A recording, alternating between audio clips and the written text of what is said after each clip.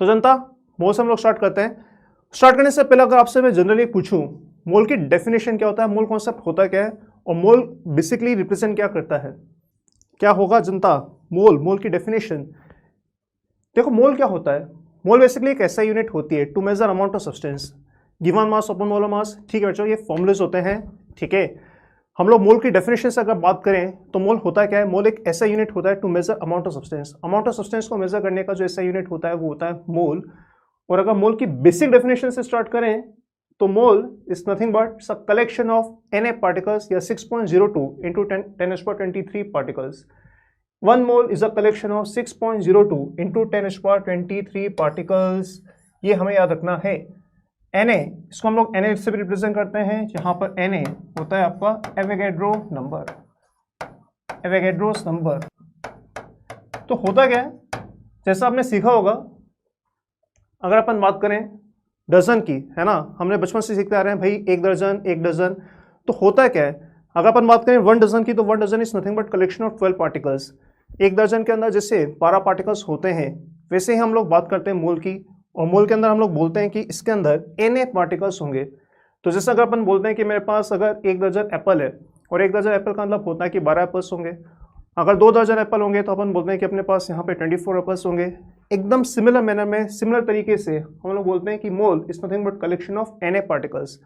तो अगर हमारे पास 1 मोल सब्सटेंस है तो 1 मोल सब्सटेंस है, इसका मतलब कितने पार्टिकल्स होंगे जनता? Na पार्टिकल्स होंगे। अगर 2 मोल सब्सटेंस होंगे तो अपने पास कितने पार्टिकल्स होंगे?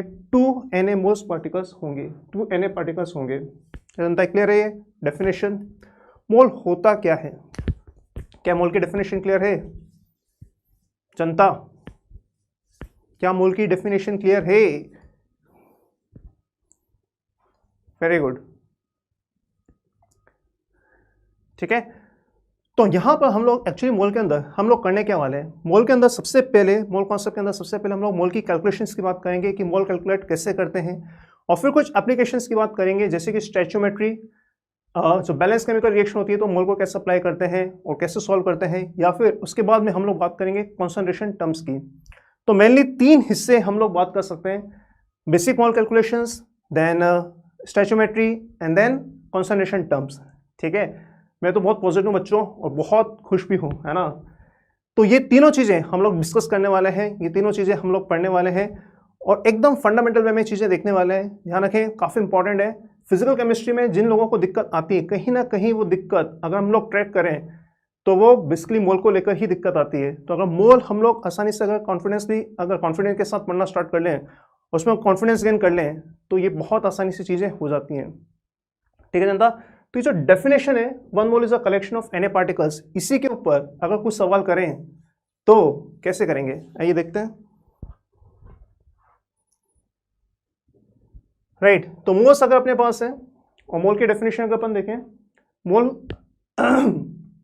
को अगर नंबर ऑफ पार्टिकल्स हमें रिलेट करना है तो हम लोग बोल सकते हैं number of particles upon Na। एक मोल के अंदर Na पार्टिकल्स होंगे। अगर एक मोल के अंदर Na पार्टिकल्स होते हैं अगर, तो अगर हमें नंबर ऑफ पार्टिकल्स गिवन हो तो नंबर ऑफ पार्टिकल्स अगर गिवन है और Na से डिवाइड करें तो जनता हम लोग मोल्स निकाल सकते हैं।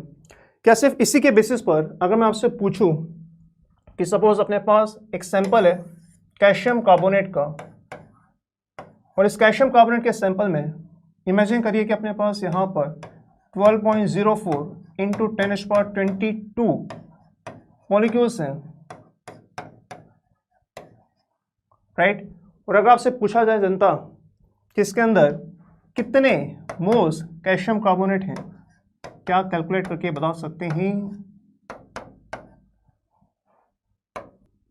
अगर हमारे पास इतने पार्टिकल्स हैं तो कितने मोल्स होंगे? क्या 2 होंगे?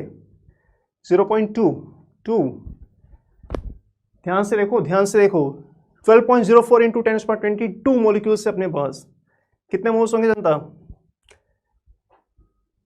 0.2। Very good.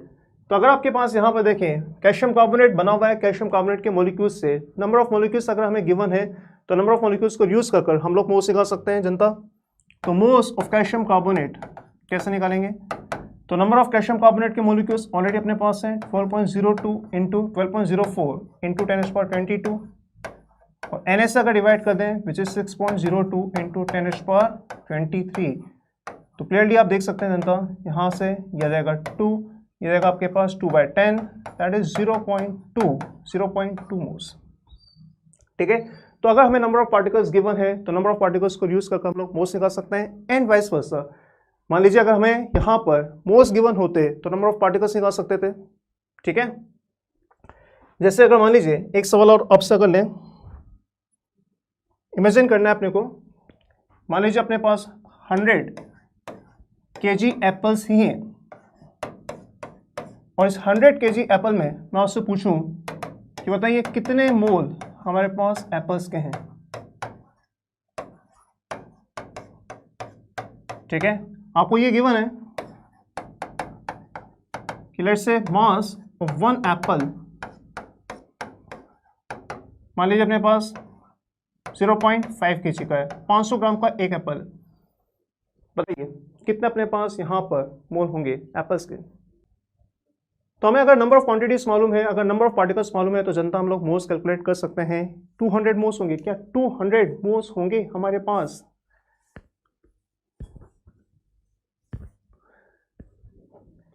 कितने मोल होंगे, मोल की बात हो रही है जनता, मोल्स की बात हो रही है। 100 kg एप्पल है, 100 kg एप्पल के करस्पॉन्डिंग कितने मोल्स होंगे।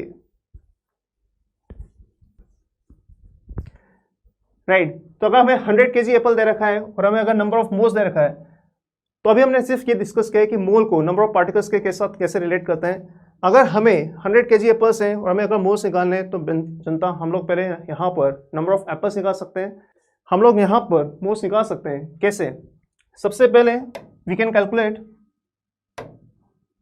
Number of apples. अगर नंबर ऑफ एप्पल्स मिल जाए तो अपना काम चल जाएगा। तो नंबर ऑफ एप्पल्स कैसे निकाल सकते हैं, टोटल वेट आपको जो दे रखा है डिवाइडेड बाय, अगर मैं वेट ऑफ 1 एप्पल कर लूँ तो क्या हम लोग नंबर ऑफ एप्पल्स निकाल सकते हैं। टोटल वेट को यहाँ पे वेट अपॉन मोलर वेट ये यूज़ नहीं करने बेटा को अपन अभी यूज़ करना स्टार्ट करेंगे। कैसे करते हैं देखते हैं। टोटल वेट को अगर वेट ऑफ 1 एप्पल से डिवाइड कर दें तो हमारे पास मोल्स रहेंगे। टोटल वेट है कितना अपने पास 100 kg, राइट, और वेट ऑफ 1 एप्पल की अगर अपन बात करें तो अपने पास है यहाँ पर 0.5 kg। कितने एप्पल्स आएंगे, यहाँ पे हमारे पास 200 एप्पल्स आएंगे। ठीक है, ये आपके नंबर ऑफ एप्पल्स हैं। और नंबर ऑफ एप्पल्स अगर आ चुके हैं तो मोल कैसे निकालेंगे। तो अगर अपने को नंबर ऑफ पार्टिकल्स मालूम है जनता, तो मोल कैसे निकाल सकते हैं। अगर हमें नंबर ऑफ पार्टिकल्स मालूम है तो हम लोग मोल्स निकाल सकते हैं। Moles will be total given, mole will be given by total number of particles. यहाँ पर पार्टिकल्स की जगह हम लोग बात कर रहे हैं एप्पल्स की, और डिवाइड कर देंगे हम लोग इसको बेसिकली Na से। तो यहाँ पे सिंपली हम लोग बोल सकते हैं कि 200/Na एप्पल्स होगा, इतना अपने पास मोल्स होंगे बेसिकली। तो 200 एप्पल्स थे और Na से अगर डिवाइड करेंगे तो अपने को नंबर ऑफ एप्पल्स आएंगे। क्या बात सुन आती है जनता, लिख कर बताएं क्या बात क्लियर है। अगर हमें नंबर ऑफ पार्टिकल्स गिवन है तो हम लोग मोल्स निकाल सकते हैं, और अगर मोल्स गिवन है तो नंबर ऑफ पार्टिकल्स निकाल सकते हैं। क्या ये काम कर सकते हैं। ठीक है, चलिए, तो मोल को नंबर ऑफ पार्टिकल्स से रिलेट करना सीखा। अब जैसे कुछ बच्चे बोल रहे हैं कि हम लोग वेट अपॉन मोलर मास यूज कर सकते हैं क्या, तो वेट अपॉन मोलर मास होता क्या है, आइए उसकी बात करते हैं। उसके लिए हमें एक टर्म डिफाइन करना पड़ता है बच्चों, जिसको हम लोग बोलते हैं ग्राम मोलर मास। ग्राम मोलर मास, ग्राम मोलर मास होता क्या है। तो ग्राम मोलर मास की डेफिनेशन होती है mass of 1 mole substance express in gram. एक मोल सब्सटेंस का जितना वेट होगा ग्राम के अंदर वो कहलाएगा बेटा ग्राम मोलर मास। ग्राम मोलर मास का मतलब 1 मोल सब्सटेंस का वेट इन ग्राम। जैसे अच्छा एक चीज बताइए, ग्राम मोलर मास और मोलिकुलर मास में डिफरेंस क्या है। एक चीज मैं आपसे पूछ रहा हूँ जनता, अगर मेरे को डिफ्रेंशिएट करना है ग्राम मोलर मास और मोलिकुलर मास, क्या डिफरेंस है बताइए। What is the difference between molecular mass and gram molar mass.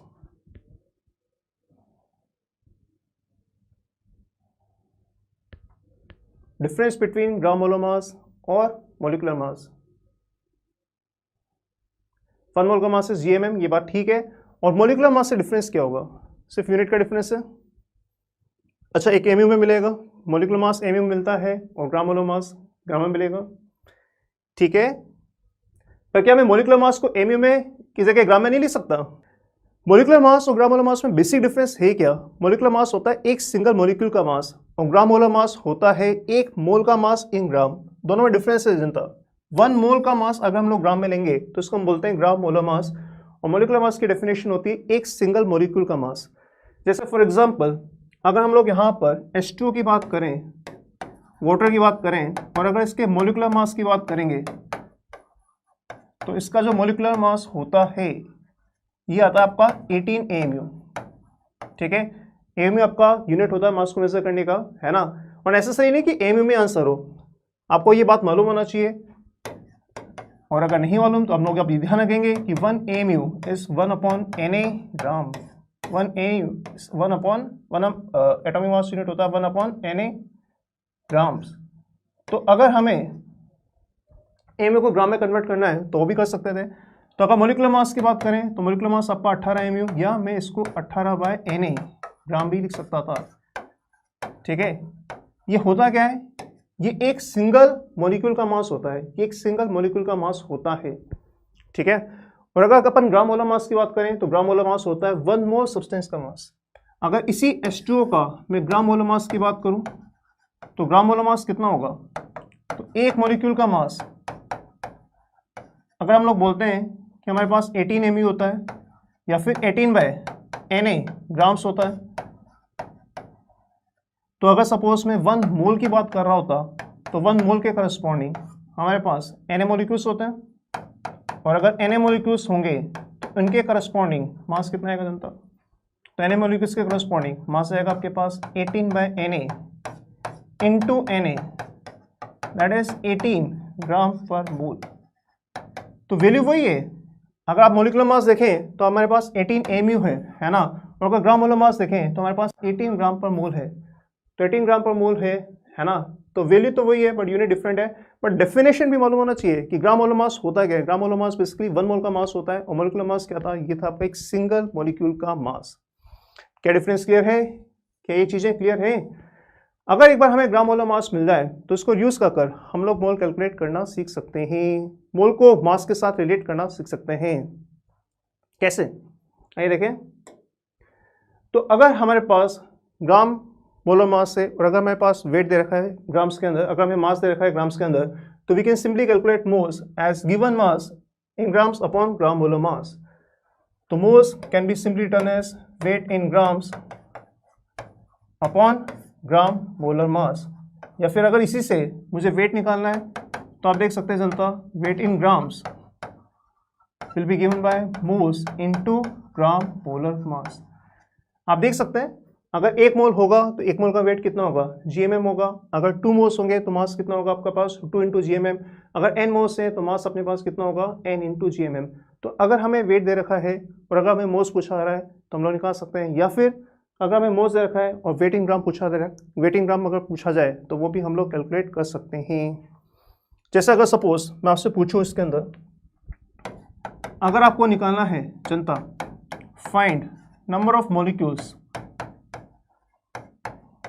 in A 44 AMU CO2 and B 44 gram CO2, क्या आएगा इसका आंसर? आंसर बताएं फटाफट।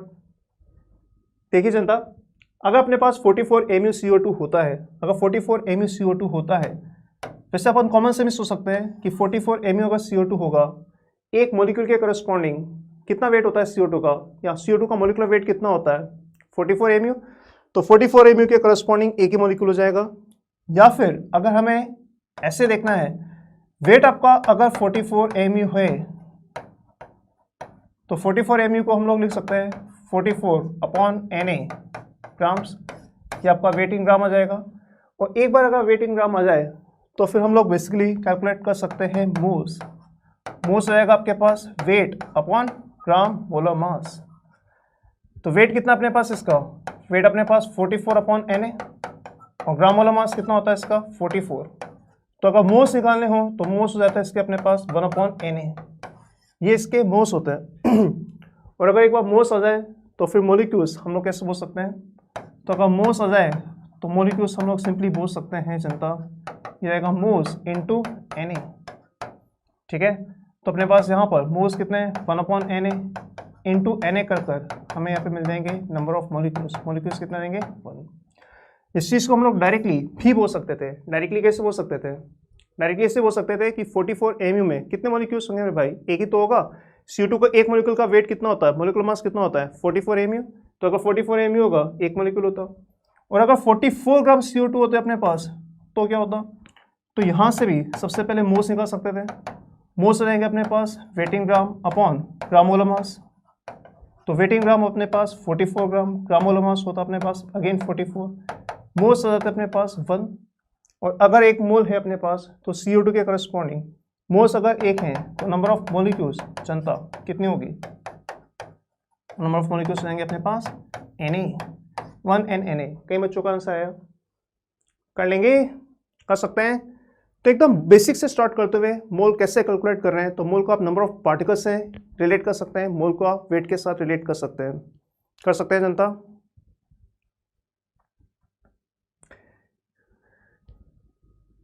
वेरी गुड, चलिए आगे बढ़ते हैं। अगर इन्हीं मोल्स को अगर सपोज एक और तरीके से कैलकुलेट करना होता, अगर गैसेस की बात करें तो गैसेस के लिए जनता हम लोग मोल को कैलकुलेट करते हैं यूजिंग वॉल्यूम, राइट।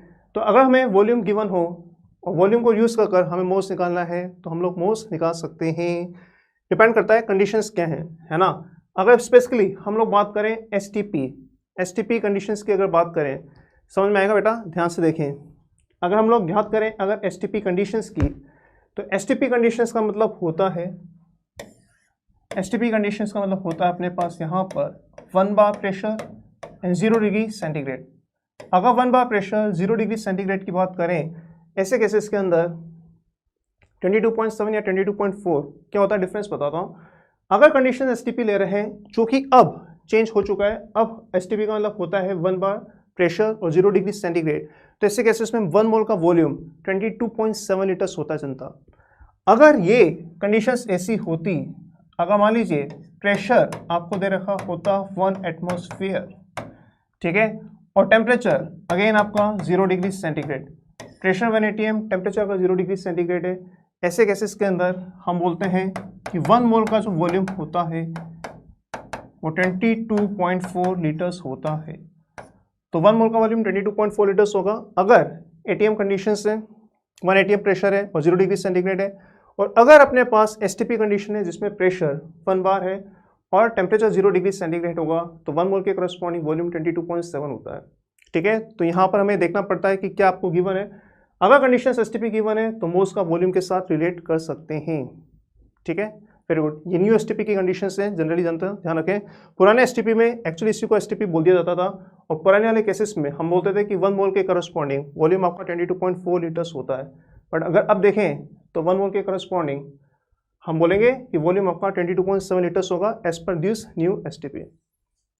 ठीक है, तो अगर अगेन वॉल्यूम दे रखा है तो मोल्स निकाल सकते हैं, या मोल्स दे रखा है तो अपन वॉल्यूम निकाल सकते हैं। आइए एक सवाल करके देखते हैं इसके ऊपर।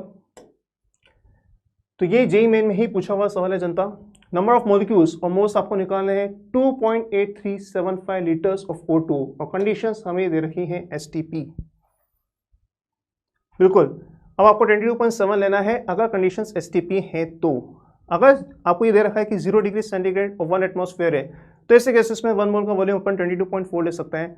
बट अगर कंडीशंस एसटीपी हैं तो हमें 1 मोल का वॉल्यूम 22.7 लेना है। क्या होगा इसका उत्तर जनता? तो कंडीशंस आपको गिवन है एसटीपी, कंडीशंस आपको गिवन है एसटीपी, और हमें निकालना है मोल्स और नंबर ऑफ मॉलिक्यूल्स। हमें निकालना है मोल्स और नंबर ऑफ मॉलिक्यूल्स। तो अगर कंडीशंस आपको एसटीपी दे रखी हैं तो कैसे निकाल सकते हैं जनता? मोल्स आपका जाएगा वॉल्यूम इन लीटर्स अपॉन 22.7। तो यहाँ पर अगर अपन ध्यान से गए, दिस इज 2.8375, ये आपका वॉल्यूम इन लीटर्स है, अपॉन 22.7। कैलकुलेशन बहुत मुश्किल नहीं है, बहुत इजीली अपन कैलकुलेट कर सकते हैं। कैसे? वैसे ऑप्शन से भी अगर देखें, यहाँ पर अगर इंटीजर टाइप है तब तो हमें फिर भी कैलकुलेट करना पड़ता। अगर ऑप्शन से देखें तो इजीली अपन सॉर्ट आउट कर सकते हैं 0.25 या 0.125। तो अब अगर ध्यान से देखें इसको आप लिख सकते हैं जनता, वैसे तो कैलकुलेशन कर ही लेंगे। 28.375 इंटू 10⁻⁻1 अपॉन 22.7, अगर ध्यान से कहें तो ये 1 पॉइंट समथिंग है, राइट, और 1 पॉइंट समथिंग इंटू 10⁻⁻1, ये 0.1 समथिंग आ जाएगा, 0.1 समथिंग आ जाएगा, तो जनता हम बोल सकते हैं यहाँ पे 0.125 इतने अपने पास यहाँ पर इसके मोल्स रहेंगे। और एक बार अगर मोल्स आ जाए तो नंबर ऑफ मॉलिक्यूल्स कैसे निकाल सकते हैं, ठीक है। तो एक बार अगर मोल्स आ जाए तो एक मोल के अंदर हमारे पास Na पार्टिकल्स होते हैं, तो एक मोल के करस्पॉन्डिंग अगर Na पार्टिकल्स हैं तो नंबर ऑफ मॉलिक्यूल्स क्या निकाला जा सकता है, तो number of molecules will be simply given bye n into Na।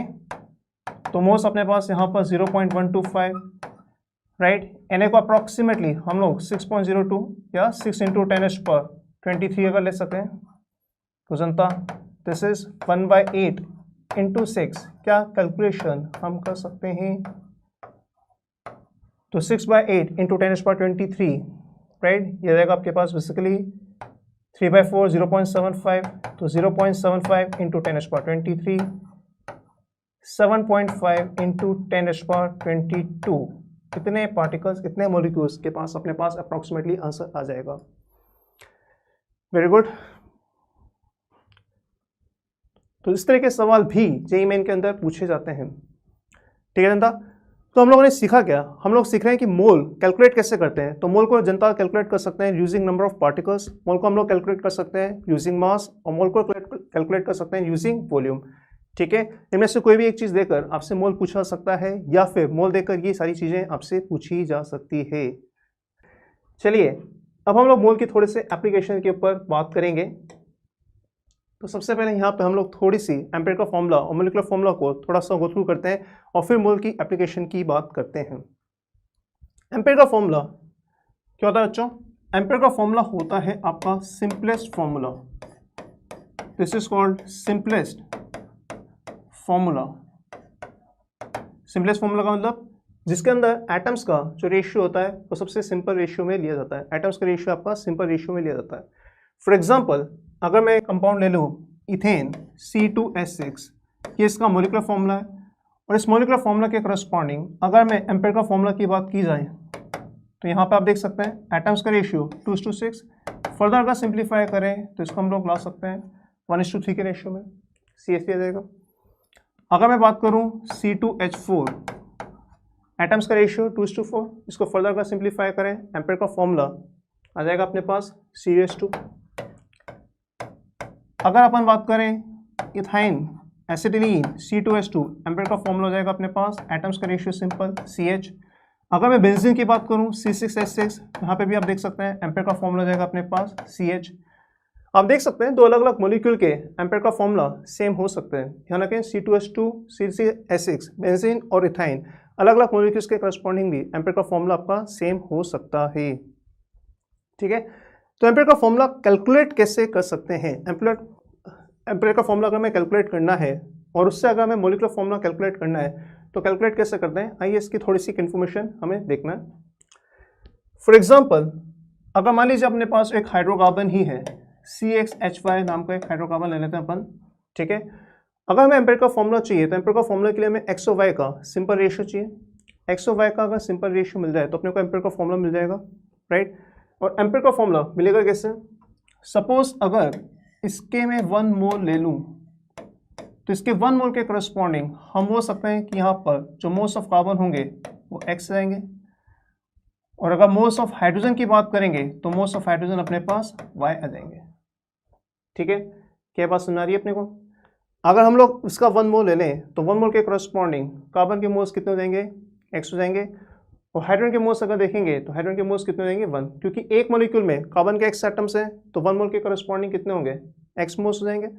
एक मॉलिक्यूल के करस्पॉन्डिंग अगर हाइड्रोजन के Y एटम है तो 1 मोल के करस्पॉन्डिंग हाइड्रोजन के मोल्स कितने हो जाएंगे Y जाएंगे। और अगर हमें X और Y का सिंपल रेशियो चाहिए तो X और Y का simple ratio is nothing but moles of carbon और मोल्स ऑफ हाइड्रोजन का सिंपल रेशियो। तो हमें ये सिंपल रेशियो अगर मिल जाए, अगर मोल्स ऑफ कार्बन और मोल्स ऑफ हाइड्रोजन का अगर सिंपल रेशियो मिल जाए तो क्या हम लोग एम्पिरिकल फॉर्मूला निकाल सकते हैं, बताइए कर सकते हैं क्या। एक सवाल के थ्रू ट्राई करते हैं इसको अपन। बट अगर हमें X और Y का सिंपल रेशियो चाहिए एम्पिरिकल फॉर्मूला निकालने के लिए तो हमें बेसिकली मोल्स का सिंपल रेशियो चाहिए, ठीक है। ट्राई करके देखें। सपोज आपको दे रखा है कि एक हाइड्रोकार्बन है और इस हाइड्रोकार्बन के अंदर मान लीजिए हमें यहां पर percentage of carbon by mass 80% दे रखा है and percentage of hydrogen by mass मान लीजिए हमें 20% दे रखा है। ऐसे ये इंफॉर्मेशन हमें गिवन है और हमें निकालना है एम्पेयर का फॉर्मूला। क्या एम्पेयर का फॉर्मूला निकाला जा सकता है? करके देखें जनता। अगर हमें परसेंटेज दे रखा है तो क्या हम लोग एम्पेयर का फॉर्मूला निकाल सकते हैं?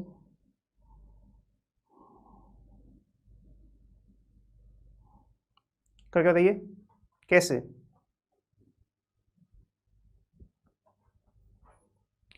तो percentage of carbon by mass हमें दे रखा है 80%, परसेंटेज ऑफ हाइड्रोजन हमें दे रखा है 20% और एम्पेयर का फॉर्मूला हमें निकालना है। देखो परसेंटेज अगर आपको निकालना है या एम्पेयर का फॉर्मूला अगर आपको निकालना है तो आपको एक्स और वाई का रेशियो निकालना है और एक्स और वाई का रेशियो निकालने के लिए हमें करना क्या होता है? हमें बेसिकली मोल्स का रेशियो निकालना होता है। कैसे करेंगे आइए ध्यान से देखें।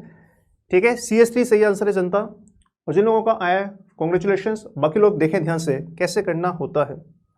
तो अगर हमें ये सवाल करना है, इमेजिन करें अगर अपने पास 100 ग्राम कंपाउंड, अगर 100 ग्राम सब्सटेंस होता, इसके अंदर कार्बन भी होता, इसके अंदर हाइड्रोजन भी होता, ठीक है, और इनके करस्पॉन्डिंग वेट कितना होता? तो कार्बन के करस्पॉन्डिंग वेट आ जाएगा बेसिकली 80 ग्राम, क्योंकि 80% आपको कार्बन यहाँ पे दे रखा है, राइट। और हाइड्रोजन का अगर देखें तो करस्पॉन्डिंग वेट आ जाएगा आपके पास 20 ग्राम, राइट। ठीक है, तो अगर हमें वेट मिल चुका है तो वेट के करस्पॉन्डिंग हम लोग मोल्स भी निकाल सकते हैं। मोल्स कैसे निकालेंगे? तो मोल्स निकाल सकते हैं, कार्बन के मोल्स आप निकाल सकते हैं 80 अपॉन ग्राम मोलर मास, इसका देखें 12 होता है, राइट। इसको अपन सिंप्लीफाई करें 20/3। हाइड्रोजन की बात करें, इसके मोल्स हो जाएंगे अपने पास यहाँ पर, मोल्स की बात करने पर तो ग्राम मोलर मास हाइड्रोजन का 1 ही होता है, तो 20/1। इसको चाहें तो आप लिख सकते हैं इसे 60/3। और अब अगर सपोज मैं यहाँ पर moles of carbon ratio moles of hydrogen देखूँ तो moles of carbon ratio moles of hydrogen 20/3 60/3 क्या हो जाएगा जनता? तो ये रेशियो हो जाएगा आपके पास बेसिकली 1:3। और अगर 1:3 होगा, अगर एटम्स का, अगर मोल्स का रेशियो 1:3 होगा तो एटम्स का रेशियो भी 1:3 होगा। और आपको यहाँ पर एम्पेरिकल फॉर्मूला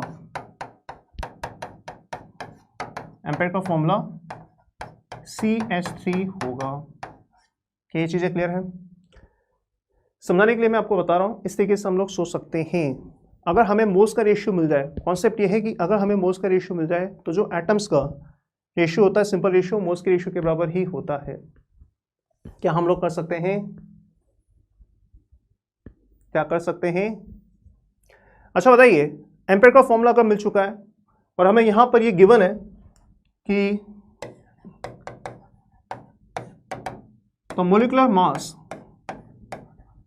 या the gram molar mass of this compound, gram molar mass of this particular compound, हमें ये गिवन है कि ये 30 है, 30 ग्राम पर मोल गिवन है।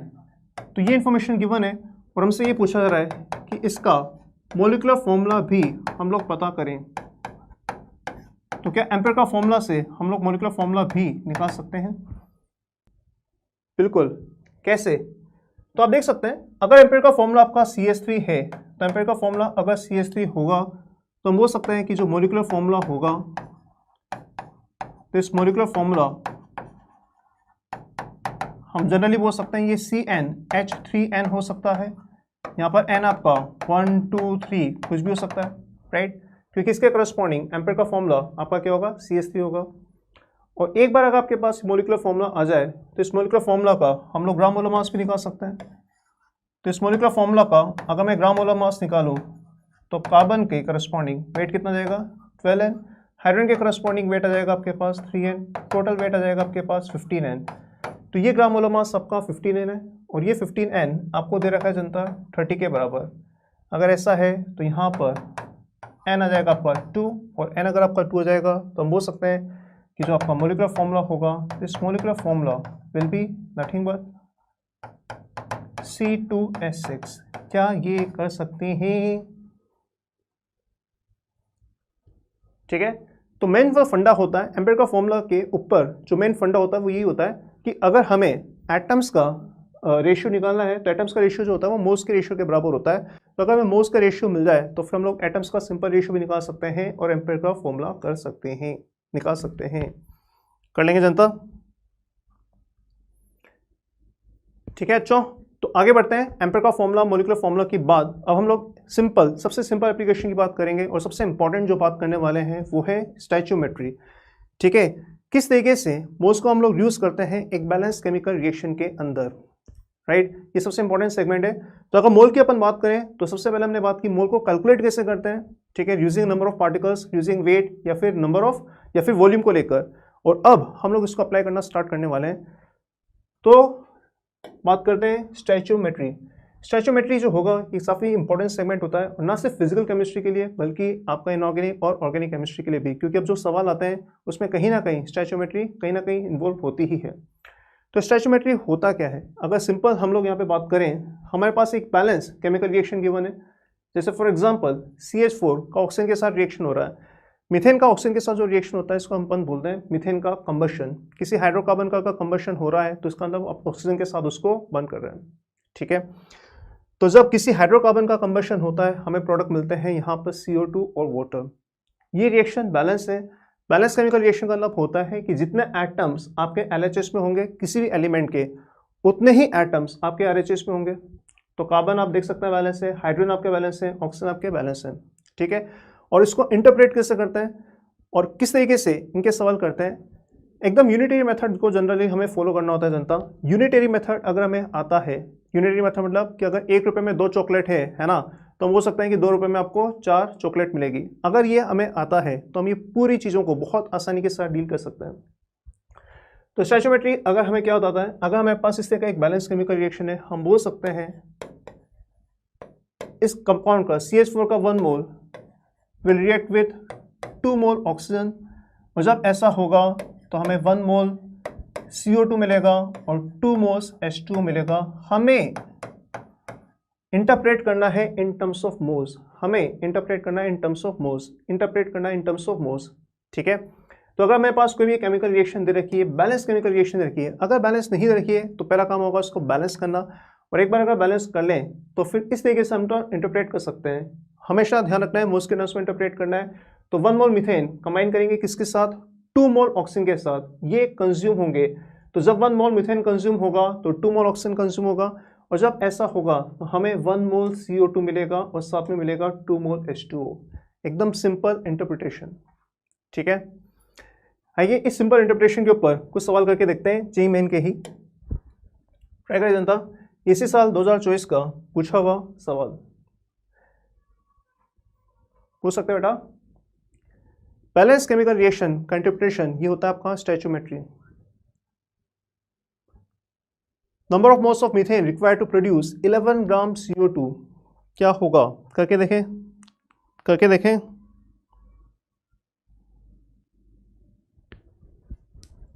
देखो ये वही रिएक्शन है, मीथेन का अपने को बेसिकली करना क्या है, यहाँ पर कंबशन करना है। तो कंबशन करने का मतलब होगा कि यहाँ पर ऑक्सीजन के साथ इसको बर्न करना है।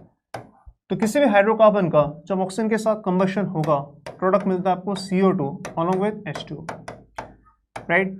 पहला काम होता है रिएक्शन को आपको बैलेंस करना। अगर बैलेंस करेंगे, कार्बन ऑलरेडी बैलेंस है, हाइड्रोजन को बैलेंस करने के लिए यहाँ पर हम लोग 2 लगा सकते हैं। ये जो नंबर हम लोग लगाते हैं इसको हम लोग बोलते हैं जनता स्टोइचियोमेट्रिक कोफिशिएंट। ठीक है, स्टोइचियोमेट्रिक कोफिशिएंट अगर लगा यहाँ पे 2, हाइड्रोजन बैलेंस कर चुके हैं। ऑक्सीजन अगर देखें, ऑक्सीजन यहाँ पे 2, यहाँ पे 2, 4 है, यहाँ पे ऑक्सीजन अपने पास 2 है, तो यहाँ पे 2 लगा के अपन इससे बैलेंस कर सकते हैं। पहला काम होता है बैलेंसिंग का, और इसके बाद हम लोगों को इसको इंटरप्रेट करना है। तो इंटरप्रेट कैसे करना है? तो हम बोल सकते हैं कि अगर इसका 1 मोल कंज्यूम होगा तो इसके 1 मोल के करस्पॉन्डिंग इसके 2 मोल कंज्यूम होंगे, और जब ऐसा होगा तो इसका 1 मोल फॉर्म होगा और इसका 2 मोल फॉर्म होगा। इस तरीके से हमें चीज़ें लिखनी आनी चाहिए, ठीक है। अब हमें इन्फॉर्मेशन क्या गिवन है, इन्फॉर्मेशन गिवन है 11 ग्राम CO2, 11 ग्राम CO2। तो 11 ग्राम CO2 का इन्फॉर्मेशन गिवन है हमें, और हमसे पूछा क्या जा रहा है, हमसे पूछा रहा है मीथेन के बारे में, ठीक है। तो 11 ग्राम CO2 को अगर हमें कुछ भी इन्फॉर्मेशन दे रखा है तो इसको पहले मोल्स में कन्वर्ट करना है। तो 11 ग्राम CO2 के करस्पॉन्डिंग मोल्स ऑफ CO2 निकाल सकते हैं जनता। मोल्स ऑफ CO2 जाएगा आपके पास 11 अपॉन ग्राम वालों मास से डिवाइड करेंगे 44, मोल्स रहेंगे अपने पास 1/4। तो CO2 के मोल्स अपने पास 1/4 आ चुके हैं, और हमें पूछा जा रहा है CH4 के मोल्स कैसे करेंगे। तो आप देख सकते हैं कि यहाँ पर CO2 का अगर 1 मोल फॉर्म होता तो CH4 का 1 मोल कंज्यूम होगा। तो अगर CO2 का 1/4 मोल फॉर्म होगा तो इसके करस्पॉन्डिंग हम बोल सकते हैं कि CH4 का 1/4 मोल कंज्यूम होगा, या CO2 के 1/4 मोल बनाने के लिए हमें यहाँ पर CH4 के 1/4 मोल्स चाहिए होंगे। तो 1/4 की अगर अपन बात करें, 1/4 इज बेसिकली 0.25 मोल्स, ठीक है। एक सवाल और ट्राई करते हैं। 3 मोल्स ऑफ KCl3, जब हम लोग इसको हीट कर रहे हैं तो हमसे पूछा है कि कितने मोल KCl और O2 आपको मिलेंगे। तो हमें इन्फॉर्मेशन गिवन है पोटेशियम क्लोराइड। तो पोटेशियम क्लोराइड को हम लोग बेसिकली यहाँ पर डिकम्पोज कर रहे हैं, और इसके डिकम्पोजिशन के करस्पॉन्डिंग हमसे पूछा जा रहा है कि कितने मोल्स KCl और कितने मोल O2। ऐसे ही क्वेश्चन आ जाए तो मज़ा आ जाए, ऐसे ही क्वेश्चन आएंगे और ऐसे ही सवाल करके आपको रैंक सिक्योर करना है जनता। बहुत आसानी से कर सकते हैं, मेहनत करते जाएं। तो हमसे पूछा रहा है जनता कितने मोल्स KCl के, कितने मोल्स O2 के। तो हमें इस रिएक्शन को पहले लिखना होगा और फिर बैलेंस करना होगा। KClO3 का जब भी डिकम्पोजिशन होगा, प्रोडक्ट ऑलरेडी आपको गिवन है, ये टूट कर आपको KCl देगा और KCl के साथ आपको O2 भी देगा, राइट। रिएक्शन लिखना है, रिएक्शन के बाद इसको बैलेंस करना है। बैलेंस करने के लिए क्या करेंगे, पोटेशियम ऑलरेडी बैलेंस है, क्लोरीन ऑलरेडी बैलेंस है। अगर आप ऑक्सीजन की बात करें, यहाँ पर 3 ऑक्सीजन आइटम है, यहाँ पर 2 ऑक्सीजन आइटम है। तो बैलेंस करने के लिए हम लोग सिंपली यहाँ पर 3/2 कर सकते हैं। ये जो कोफिशिएंट होता है कि फ्रैक्शन में भी आ सकता है, स्टोइचोमेट्रिक कोफिशिएंट आपका फ्रैक्शन में भी आ सकता है, ठीक है। एक बार अगर हमने इस तरह से लिख दिया है तो ये रिएक्शन आपका बैलेंस हो जाएगा। और फिर हमें यहाँ पर सिंपल मोल मोल एनालिसिस करना है। What is mole mole analysis, अगर इसका 1 मोल कंज्यूम होगा तो इसका कितना बनेगा, इसका 1 मोल फॉर्म होगा, इसका कितना बनेगा, इसका 3/2 बनेगा। इस तरीके से हम लोग लिख सकते हैं जनता। अगर इसका 1 मोल कंज्यूम होगा तो इसका 1 मोल फॉर्म होगा, अगर इसका 1 मोल फॉर्म होगा तो इसका 3/2 मोल्स फॉर्म होंगे।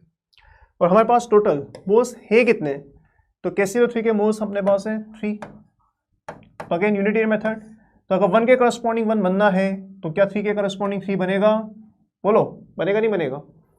तो 1 के करस्पॉन्डिंग 1, 3 के करस्पॉन्डिंग 3, और 1 के करस्पॉन्डिंग अगर 3/2 तो 3 के करस्पॉन्डिंग 3/2 इंटू 3 दैट इज 9/2।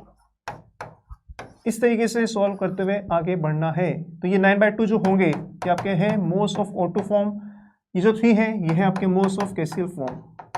कर सकते हैं क्या, बोलो कर सकते हैं क्या, वेरी गुड। आइए एक और सवाल करते हैं, ट्राई करें।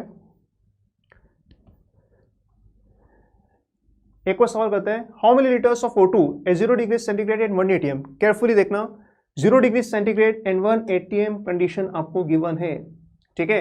इन कंडीशंस पे कितने लीटर ऑक्सीजन गैस हमें रिक्वायर्ड होगा ताकि हम लोग कंप्लीट कंबशन कर सकें 1 मोल C5H10 का।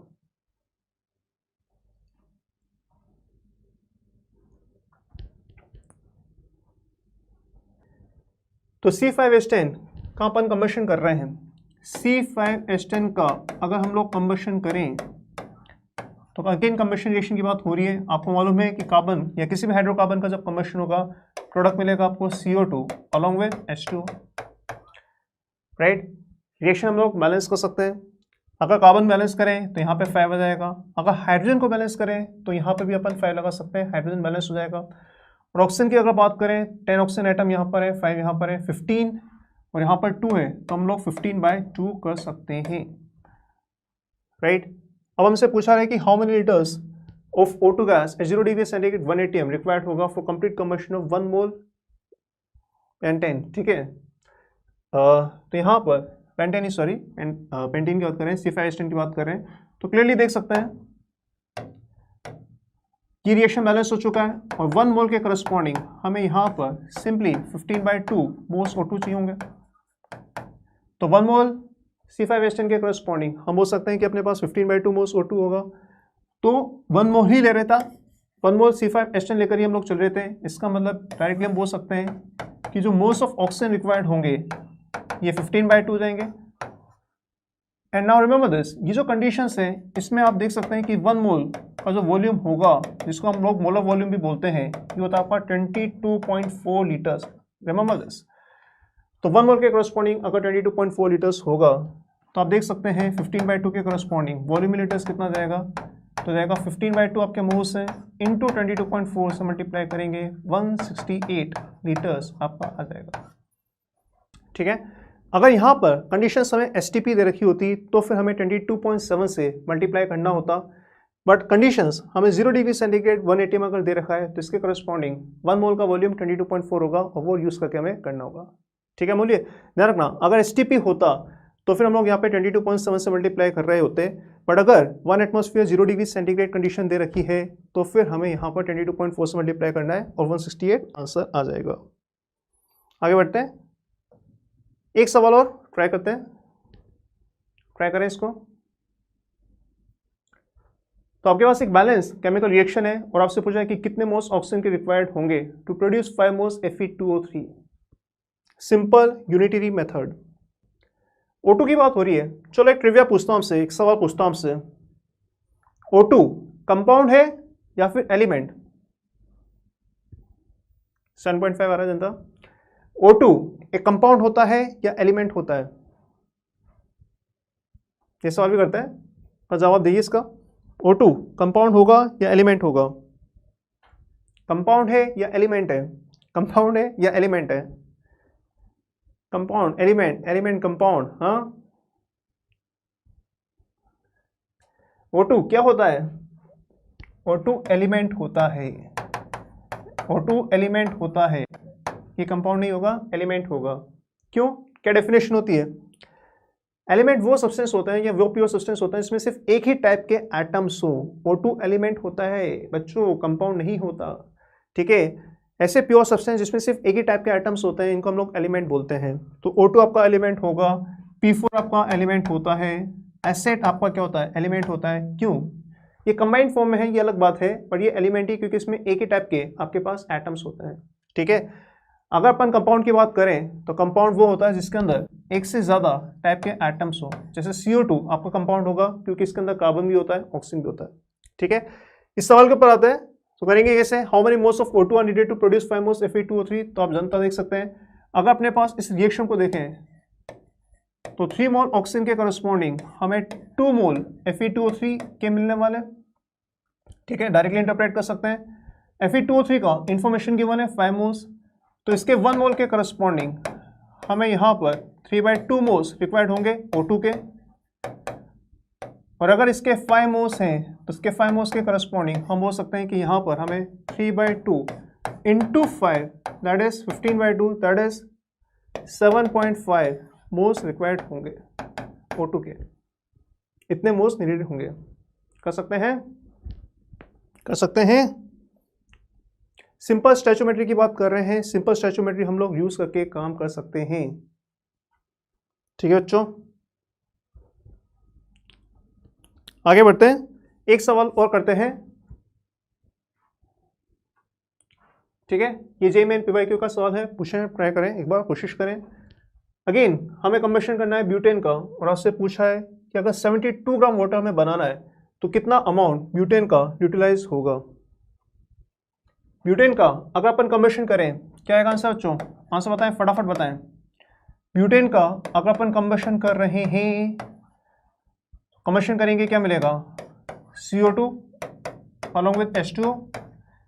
हाइड्रोजन को अगर बैलेंस करेंगे 5 आ जाएगा, कार्बन को अगर बैलेंस करेंगे अपने पास यहाँ पर अपने पास 4 आ जाएगा, ऑक्सीजन कितना हो जाएगा अपने पास यहाँ पर 8 है और यहाँ पे 5 है तो 13 आ जाएगा। तो यहाँ पर अपन सिंपली 13/2 कर सकते हैं, राइट। सबसे पहले हमें रिएक्शन को बैलेंस करना है, और बैलेंस करने के बाद हमने को इंटरप्रेट करना है। हमें इन्फॉर्मेशन क्या दे रखा है, 72 ग्राम वाटर। तो जो भी इन्फॉर्मेशन दे रखा है यहाँ पर 72 ग्राम वाटर के दे रखे हैं, तो इस इन्फॉर्मेशन को आप मोल्स में कन्वर्ट कर सकते हैं। अगर आप मोल्स ऑफ H2 निकालेंगे 72 अपॉन ग्राम मोलर मास 18, इसके मोल्स रहेंगे 4। और एक बार अगर मोल्स आ जाए तो इसके बाद हम लोग इंटरप्रेट कर सकते हैं। हमें इन्फॉर्मेशन पूछी किसकी है, हमसे बात हो रही है ब्यूटेन की। तो यहाँ पे आप क्लियरली देख सकते हैं कि अगर इसके 5 मोल्स फॉर्म हो रहे होते तो ब्यूटेन का 1 मोल कंज्यूम होगा। अगर इसके 1 मोल फॉर्म हो रहे होते तो ब्यूटेन का 1/5 मोल्स कंज्यूम होगा। और अगर हमें यहाँ पर इसके 4 मोल्स को फॉर्म करना होता तो इसके करस्पॉन्डिंग ब्यूटेन का आपको यहाँ पर 4/5 मोल्स कंज्यूम होगा। तो मोल्स की अगर बात करें तो ब्यूटेन के मोल्स हो सकते हैं 4/5 होंगे। और अगर मोल्स आ जाएं तो इसके बाद वेट कैसे निकालेंगे, तो वेट ऑफ ब्यूटेन हम लोग कैलकुलेट कर सकते हैं moles into gram molar mass. तो मोल्स आपके आ चुके हैं 4/5 और ग्राम मोलर मास अगर मल्टीप्लाई करें अपन ब्यूटेन का, ग्राम मोलर मास रहेगा 48 + 10 58, तो 58 मल्टीप्लाई कर सकते हैं। तो 58 × 4 ये हो जाएगा आपके पास 232/5।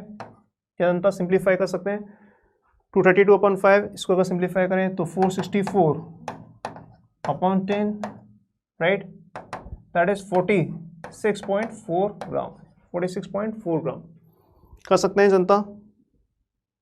और अगर 46.4 है इसको अपन ऐसे लिख सकते हैं, दिस इज 464 × 10⁻⁻1 कर सकते हैं बच्चों, ठीक है। आइए एक सवाल और करते हैं। ये सवाल थोड़ा डिफरेंट है, इसको ट्राई करके देखें। अच्छा ये सवाल भी सिंपल ही है, इसको भी ट्राई करके देखते हैं जनता। तो कंबशन ऑफ ग्लूकोज से अपने पास CO2 और वाटर बन रहा है। ये भी JMN PYQ सवाल है अपने पास, ठीक है। और हमसे पूछा amount of oxygen for the complete combustion of 900 gram glucose. तो ग्लूकोज के कंबशन से हमें ये काम करना है।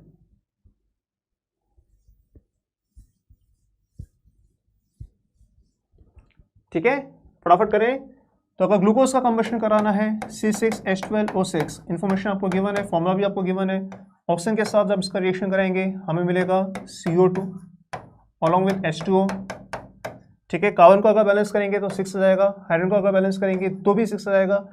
ऑक्सीजन अगर देखेंगे और ऑक्सीजन को यहाँ पे बैलेंस करें, यहाँ पर 12 + 6 18, यहाँ पर ऑलरेडी 6 है तो यहाँ पर भी 6 आ जाएगा, ठीक है। इन्फॉर्मेशन गिवन है किसका, 900 ग्राम ग्लूकोज। तो अगर 900 ग्राम ग्लूकोज है, जो भी इन्फॉर्मेशन गिवन है इससे हमें कन्वर्ट करना है मोल्स में।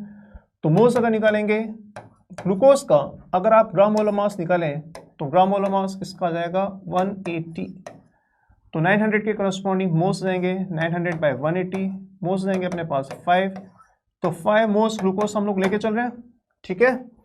और इस ग्लूकोज को यूज कर हमें करना क्या है, हमसे पूछा है कि कितना ऑक्सीजन कंज्यूम होगा, कितना ऑक्सीजन रिक्वायर्ड होगा। तो अगेन स्टोइचियोमेट्री से देख सकते हैं कि जब 1 मोल ग्लूकोज का कंबशन होता है तो 6 मोल ऑक्सीजन का यूज होगा। तो 5 मोल ग्लूकोज के करस्पॉन्डिंग हम बोल सकते हैं यहाँ पर 6 × 5 दैट इज 30 मोल ऑक्सीजन हमारा कंज्यूम होगा, राइट। और फिर ऑक्सीजन का वेट इन ग्राम पूछा है, तो 30 मोल ऑक्सीजन के करस्पॉन्डिंग हम बोल सकते हैं जो वेट ऑफ ऑक्सीजन होगा दैट विल बी 30 इंटू इसका ग्राम मोलर मास 32 होता है, that will simplify to 960 gram. Very good, ठीक है। एक सवाल और मैं ले रहा हूं आप लोगों से और फिर आगे हम लोग बढ़ते हैं। ये सवाल थोड़ा सा डिफरेंट टाइप का है, इसलिए इसको भी हम लोग कवर करते हुए आगे बढ़ते हैं, ठीक है। देखें 10 ml गैसेस हाइड्रोकार्बन अपने पास, इसका कंबशन हो रहा है, अपने को 40 ml CO2 गैस मिल रहा है, 50 ml वाटर वेपर मिल रहा है। आपसे पूछा है कि कितने कार्बन और हाइड्रोजन होंगे हाइड्रोकार्बन के अंदर। ट्राई करके देखें जनता, कैसे करेंगे जनता, कैसे करेंगे बच्चे। तो अपने पास हाइड्रोकार्बन है, हाइड्रोकार्बन का एक जनरल फॉर्मूला ले सकते हैं अपन CXHY। ऑक्सीजन के साथ रिएक्शन करा रहे हैं, ऑक्सीजन के साथ रिएक्शन करेंगे, कंबशन होगा, आपको मिलेगा यहाँ पर CO2 और H2O, ठीक है। अगर सिर्फ कार्बन को बैलेंस करें यहाँ पर X लगा सकते हैं, अगर सिर्फ हाइड्रोजन को बैलेंस करें यहाँ पर Y लगा सकते हैं। अब यहाँ पर एक्चुअली आपको इन्फॉर्मेशन गिवन है वॉल्यूम की, आप चाहे तो मोल्स भी निकाल सकते हैं। बट अगर मैं एज्यूम कर लूँ कि मान लीजिए प्रेशर और टेम्परेचर कांस्टेंट है, क्योंकि जनरली अगर नहीं दे रखा है तो हम मान के चल सकते हैं कि ये कांस्टेंट ही होगा। ऐसे केसेस के अंदर हम बोल सकते हैं कि moles are proportional to volume. PV equals to RT की बात कर सकते हैं गैसेस के लिए। अगर अपन देखें तो PV इक्वल्स टू RT से अगर अपन देखते हैं और अगर हम मान लें कि प्रेशर और टेम्परेचर और R की सब कांस्टेंट है तो moles are proportional to volume. और अगर मोल्स वॉल्यूम के प्रोपोर्शनल होगा तो जो स्टैचोमेट्री हम लोग मोल्स के ऊपर लगा रहे हैं वही स्टैचोमेट्री हम लोग वॉल्यूम पे भी लगा सकते हैं। जो स्टैचोमेट्री हम लोग मोल्स के ऊपर लगा सकते हैं वही वॉल्यूम पे भी लगा सकते हैं। ऑक्सीजन की बात हो नहीं रही है इसलिए ऑक्सीजन को मैं यहाँ पे बैलेंस कर नहीं रहा हूँ, ठीक है। तो हम लोग ऐसा हो सकता है जैसे कि 1 मोल अगर कंज्यूम होता तो इसके x मोल फॉर्म होते हैं। अगर इसका 1 मोल कंज्यूम होता तो मैं बोलता कि C के या CO2 के x मोल फॉर्म हो रहे होते। तो जो चीज़ मैं मोल के लिए बोल सकता हूँ वही चीज़ मैं वॉल्यूम के लिए भी बोल सकता हूँ।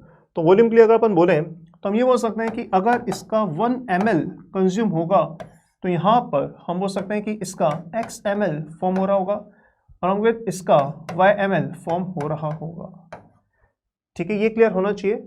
और ये हम लोग तब लगा सकते हैं जब हम बोल सकते हैं कि प्रेशर टेम्परेचर कांस्टेंट है और moles are proportional to volume, right. तो हमें यहाँ पर हाइड्रोकार्बन का वॉल्यूम गिवन है 10 ml। तो 10 ml के करस्पॉन्डिंग हम बोल सकते हैं कि 10 ml के करस्पॉन्डिंग इसका CO2 का 1 के करस्पॉन्डिंग x, 10 के करस्पॉन्डिंग अपने पास यहाँ पर CO2 के 10x ml बनेंगे। और H2 की अगर अपन बात करें तो यहाँ पर हमारे पास यहाँ पर एक सेकेंड यहाँ पर अपने पास यहाँ पर y/2 आ जाएगा अगर बैलेंस ढंग से करें तो, और ये y/2 ml हो जाएगा, ठीक है। तो 1 के करस्पॉन्डिंग y/2 तो 10 के करस्पॉन्डिंग अपने पास यहाँ पर 10 y/2 इतना आपका H2O बनेगा। और ये इन्फॉर्मेशन हमें ऑलरेडी गिवन है। अगर आप H2 की बात करें तो वाटर वेपर का 50 ml गिवन है तो इसको 50 ml से इक्वेट कर सकते हैं। 50 ml से इक्वेट करेंगे तो y आ जाएगा अपने पास यहाँ पर 10।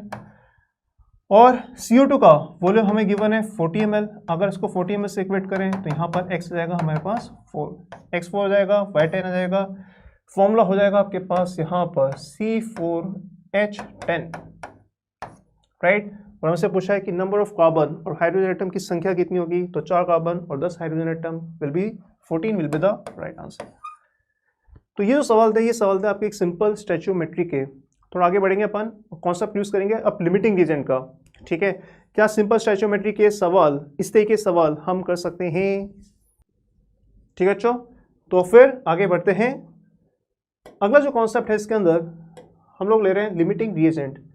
लिमिटिंग रिएजेंट एक सिंपल सा कॉन्सेप्ट होता है जिसके अंदर हम ये देखते हैं कि अगर अपने पास एक से ज़्यादा रिएक्टेंट है तो जो रिएक्टेंट पहले कंज्यूम हो जाएगा that reactant is called limiting reagent. ऐसा रिएक्टेंट जो पहले खत्म हो जाता है वो कहलाता है आपका लिमिटिंग रिएजेंट। जो बच जाता है उसको हम लोग बोलते हैं एक्सेस रिएजेंट, ठीक है।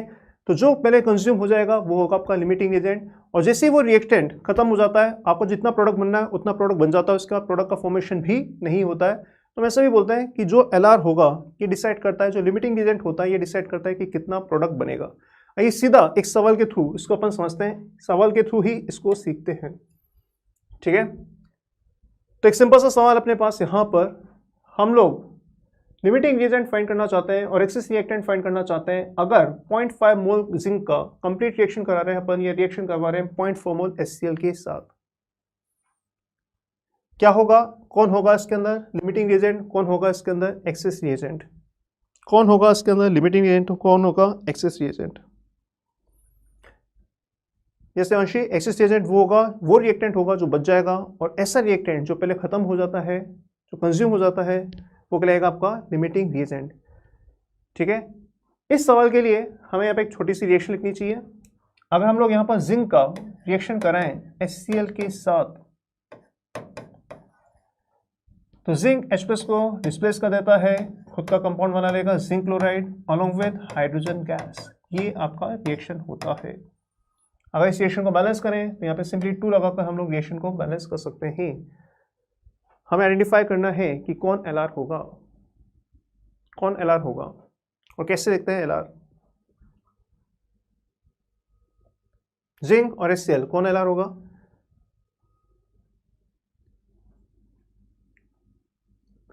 देखो LR अगर हमें कभी आइडेंटिफाई करना है तो एक सिंपल सा ट्रिक हम लोग निकालते हैं। अगर हमें LR फाइंड करना है तो टू फाइंड LR हम क्या करेंगे, हम एक रेशियो कैलकुलेट करेंगे मोल्स अपॉन स्टैचोमेट्रिक कोफिशिएंट का। मोल्स अपॉन स्टोइचोमेट्रिक कोफिशिएंट का, और ये रेशियो जिसके लिए मिनिमम होगा, ये रेशियो जिसके लिए मिनिमम होगा, कि जिस रिएक्टेंट के लिए मिनिमम होगा, वो रिएक्टेंट आपका यहाँ पर LR होगा। तो हम लोग करना क्या चाहते हैं, हम लोग एक पहले बैलेंस केमिकल रिएक्शन लिखेंगे, और बैलेंस केमिकल रिएक्शन के बाद हम लोग मोल्स अपॉन स्टोइचोमेट्रिक कोफिशिएंट का रेशियो कैलकुलेट करेंगे, और जिस रीजन के लिए या जिस रिएक्टेंट के लिए ये रेशियो मिनिमम होगा, ये आपका बेसिकली LR होगा। तो यहाँ पर अगर सपोज मैं जिंक के करस्पॉन्डिंग निकालना चाहूँ, जिंक के मोल्स कितने हैं, तो मोल्स आपको यहाँ पे गिवन है, इसके 0.5 मोल्स हैं। HCl के मोल्स हमें गिवन है, कितने मोल्स हैं, 0.4 मोल्स हैं, राइट। तो ये अपने पास मोल्स हैं।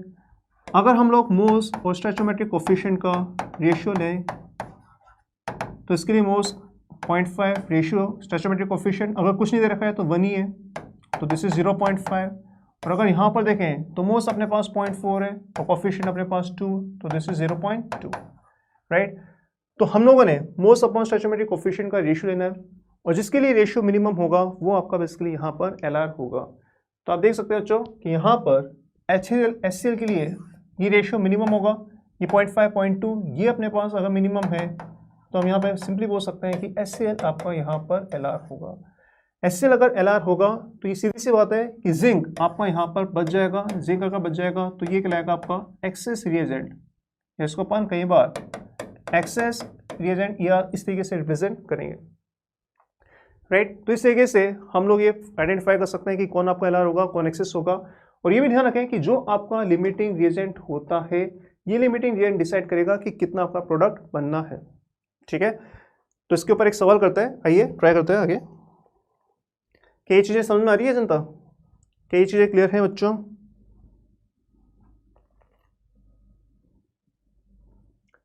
अगर क्लियर है तो ये ट्राई करके देखते हैं अपन। For the reaction 2P + Q giving R 8 moles of P and 5 moles of Q, आपको गिवन है और आपसे पूछा जा रहा है कि कितने मोल्स R के बनेंगे। ट्राई करें, फोकस करें बच्चों पढ़ाई के ऊपर। चीज़ें सिंपल हैं, पर ये सिंपल चीज़ें ही अगर क्लियर है तो आप कुछ भी सवाल कर सकते हैं। ध्यान रखें, ना सिर्फ JEE मेंस बल्कि JEE एडवांस भी आप बहुत अच्छे से क्रैक कर सकते हैं। ध्यान रखना, हमें बेसिक फंडामेंटल स्ट्रॉन्ग करने होते हैं, अगर बेसिक फंडामेंटल्स अपने स्ट्रॉन्ग हैं तो हम लोग कुछ भी दुनिया का कोई सा भी सवाल क्रैक कर सकते हैं, ठीक है। तो एकदम फंडामेंटल्स पे फोकस करें, फंडामेंटल्स को स्ट्रॉन्ग करते हुए चलें और हमसे सारी चीज़ें हो जाएंगी। CRM एक्शन बच्चों का आइए देखते हैं। तो 2P + Q गिविंग R, ये हमारे पास रिएक्शन है। हम देख सकते हैं कि T = 0, T = 0 का मतलब होता है स्टार्टिंग में, ठीक है। आपको यहाँ पर इसके गिवन है 8 मोल्स, Q के मोल्स गिवन है हमें अपने पास 5 मोल्स, और हमें LR निकालना है। सबसे पहले अगर अपने पास कभी भी दो रिएक्टेंट हो तो हमें सबसे पहले क्या करना होगा, LR निकालना होगा। LR कैसे निकालेंगे, तो हम लोग मोल्स अपॉन स्टोइचोमेट्रिक कोफिशिएंट का रेशियो ले सकते हैं। तो P और Q दोनों के लिए अगर देखें तो P के लिए रेशियो हो जाएगा आपका 8/2 दैट इज 4, और Q के लिए अगर रेशियो देखें तो रेशियो जाएगा 5/1 दैट इज 5। तो आप देख सकते हैं कि P के लिए ये रेशियो मिनिमम है, तो ये आपका LR होगा। और अगर ये LR होगा तो ये डिसाइड करेगा कि आपका प्रोडक्ट कितना बनना है, राइट। तो यहाँ पर इसके जब 2 मोल्स कंज्यूम होंगे तो इसका 1 मोल फॉर्म होगा। सीधी सी बात है, अगर इसके 8 मोल कंज्यूम होंगे तो फिर इसका यहाँ पर 4 मोल फॉर्म हो जाएगा, and that will be the correct answer of this problem. कर सकते हैं, सिंपल है, इसी तरीके से चीज़ें पूछी जाती हैं, यही सवाल पूछे जाते हैं। आइए आपको JEE मेन का एक सवाल लिख कर देते हैं, ये ट्राई करें। ये JEE मेन का लास्ट ईयर का ही सवाल है।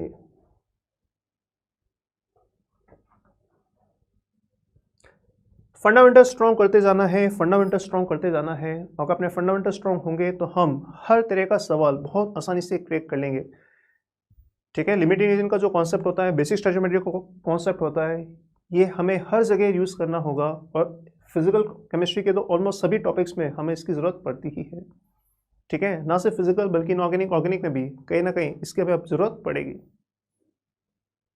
करके बताएं जनता। तो यहाँ पर हमारे पास एक केमिकल रिएक्शन है जिसमें लेड क्लोराइड अमोनियम फॉस्फेट के साथ रिएक्ट कर लेड फॉस्फेट और अमोनियम क्लोराइड दे रहा है, ठीक है। और आपको यहाँ पर मिलीमोल्स की बात हो रही है, यहाँ पे ये 72 मिलीमोल्स आपको गिवन है PbCl2 के और 50 मिलीमोल्स आपको गिवन है अमोनियम फॉस्फेट के, और हमसे पूछा है कि जो लेड फॉस्फेट होगा इसके कितने मिलीमोल्स बनेंगे।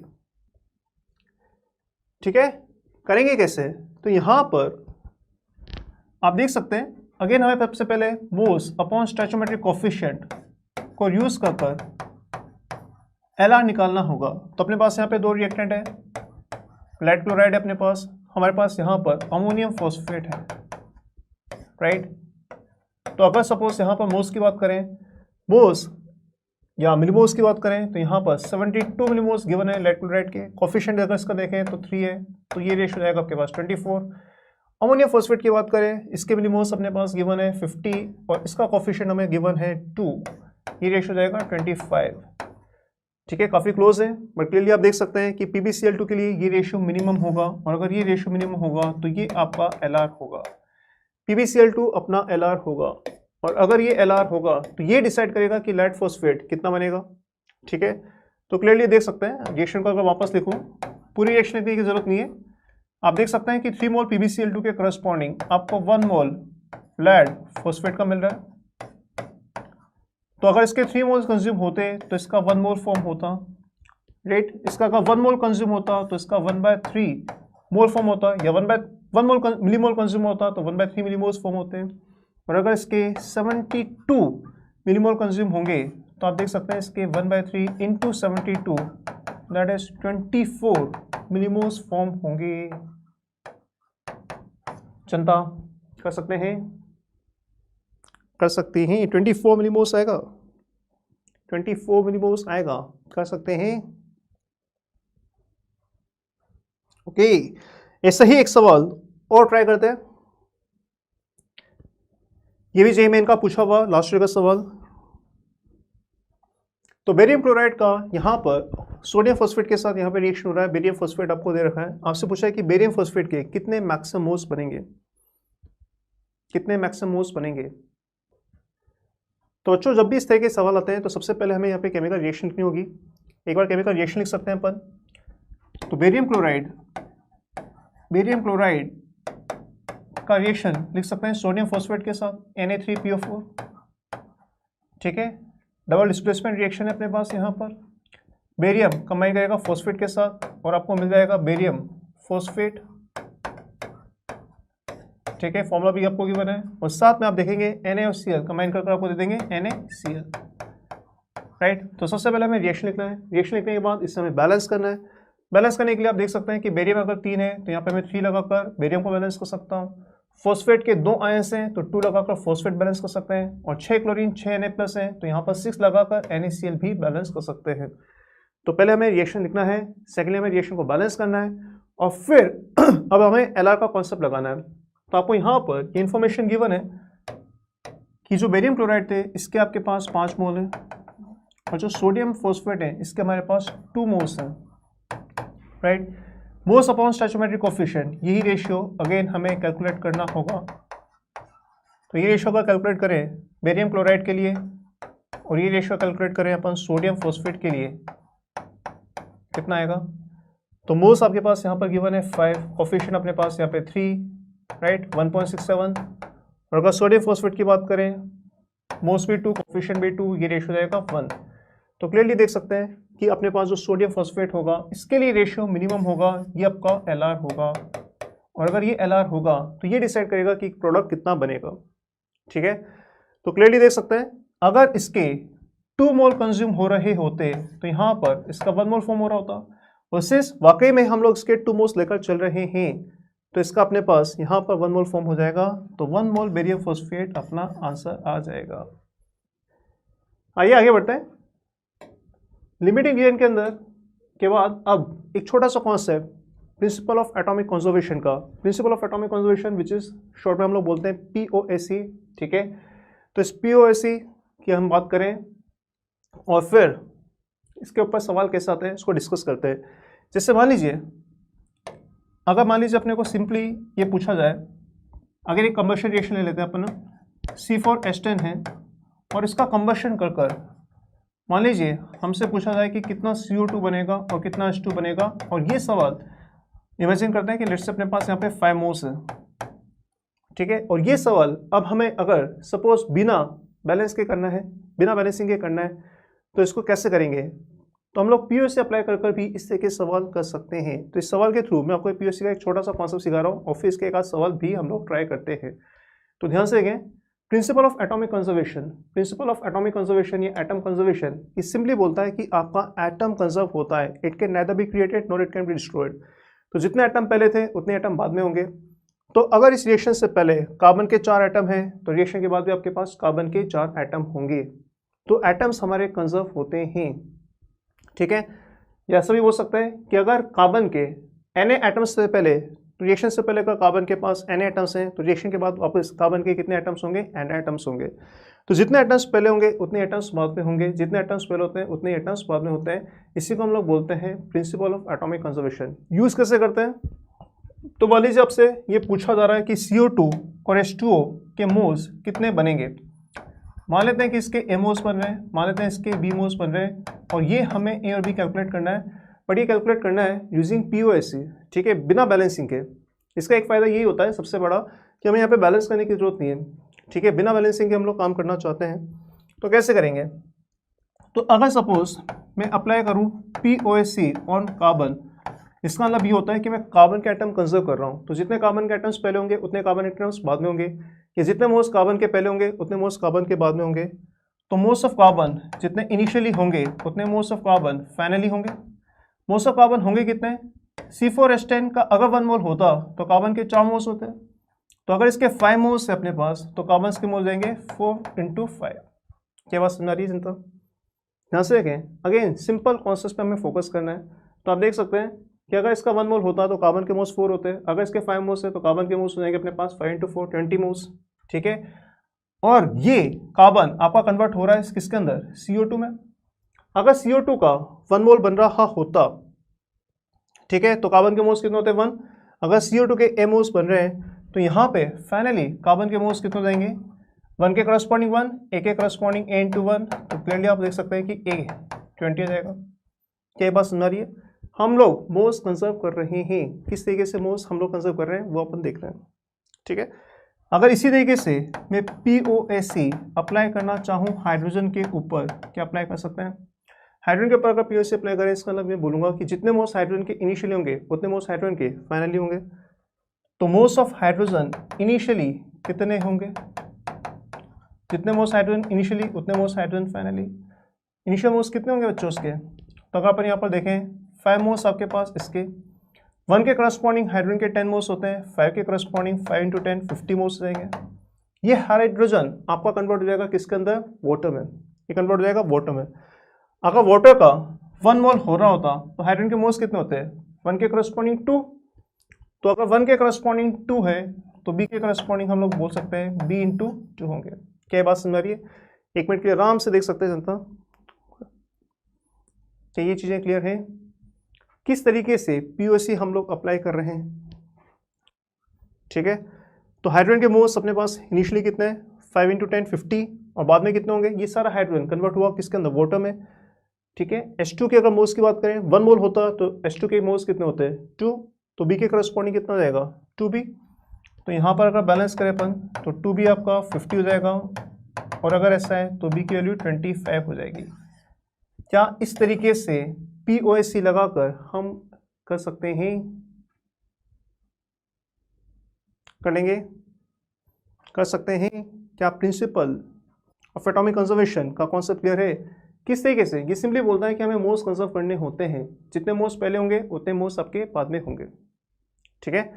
अगर क्लियर है तो ये एक सवाल का ट्राई करके देखते हैं।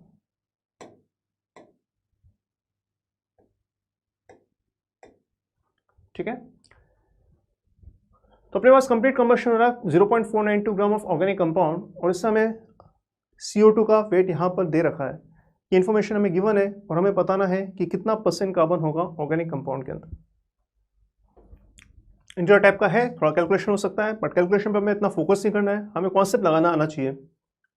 क्या हम कॉन्सेप्ट लगाकर सोच सकते हैं? करेंगे कैसे? तो अपने पास एक कंपाउंड है, ऑर्गेनिक कंपाउंड है, जिसका वेट दे रखा है 0.492 ग्राम, ठीक है। और जब इसका हम लोग कंबशन कर रहे हैं तो इसके कंबशन से हमें मिल रहा है यहाँ पर CO2 और इस CO2 का वेट हमें गिवन है 0.792 ग्राम। इस CO2 का हमें वेट गिवन है 0.792 ग्राम। ठीक है, अब अगर हमें यहाँ पे CO2 का वेट गिवन है और हमसे पूछा गया परसेंटेज ऑफ कार्बन, तो प्रिंसिपल ऑफ एटॉमिक कंजर्वेशन के हिसाब से ये बोल सकते हैं कि जितना कार्बन यहाँ पे था उतना ही कार्बन यहाँ पे होगा। अगर यहाँ पे हमें कार्बन का वेट मिल जाए तो हम लोग इनिशियल कार्बन का वेट भी निकाल सकते हैं। तो 0.792 ग्राम अगर अपने पास यहाँ पर CO2 का वेट है तो हम लोग मोल्स ऑफ CO2 निकाल सकते हैं। ये रहेगा अपने पास 0.792 अपॉन ग्राम मोलर मास इसका 44। ये मोल्स ऑफ CO2 हो जाएगा, जितना मोल्स CO2 का होगा उतना ही मोल्स कार्बन का भी हो जाएगा, राइट। कार्बन के अगर मोल्स आ गए तो हम लोग यहाँ पर वेट ऑफ कार्बन भी निकाल सकते हैं। वेट ऑफ कार्बन कितना आ जाएगा 0.792 अपॉन 44 इंटू 12। अगर ये करेंगे तो हमें यहाँ पे वेट ऑफ कार्बन मिल जाएगा। और ये कार्बन है कहाँ से, ये कार्बन आया कहाँ से रहा है, कंबशन कर रहे हैं। तो अगर कंबशन करेंगे तो ऑब्वियसली कार्बन का सोर्स यही होगा। तो ये जो कार्बन आपको यहाँ पे मिल रहा है कि कार्बन इसी के अंदर रहा होगा। तो यहाँ पर इस कंपाउंड के अंदर हमें वेट ऑफ कार्बन मिल जाएगा बच्चों। वेट ऑफ कार्बन कितना हो जाएगा 0.792 अपॉन 44 इंटू 12, ये आपका वेट ऑफ कार्बन होगा। और अगर ऐसा है तो हम लोग परसेंटेज ऑफ कार्बन भी निकाल सकते हैं। परसेंटेज ऑफ कार्बन कैसे निकालेंगे, तो weight of carbon upon weight of compound into 100 कर क्या हम लोग परसेंटेज ऑफ कार्बन निकाल सकते हैं।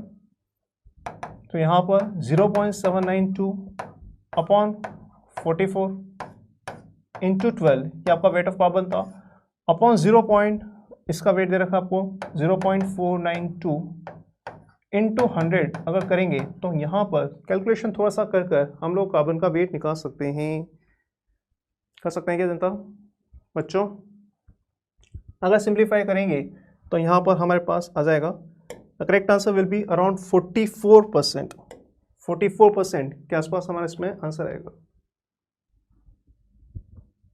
ठीक है बच्चों, करना कैसे है, कैलकुलेशन हम लोग कर लेंगे। कैलकुलेशन हम लोग कर लेंगे। क्या ये कॉन्सेप्ट क्लियर है कि करना कैसे अपने को, क्या ये कॉन्सेप्ट क्लियर है? अगर कॉन्सेप्ट क्लियर है तो लिख के बताओ यस सर। क्या कॉन्सेप्ट क्लियर है? हमें यहाँ पर CO2 का वेट दे रखा था, CO2 के वेट से हम लोग यहाँ पर वेट ऑफ कार्बन निकाल सकते थे। वेट ऑफ कार्बन से हम लोग यहाँ पर जो वेट कार्बन का आएगा वही वेट हम बोल सकते हैं कि वही वेट ओरिजिनल कंपाउंड में होगा।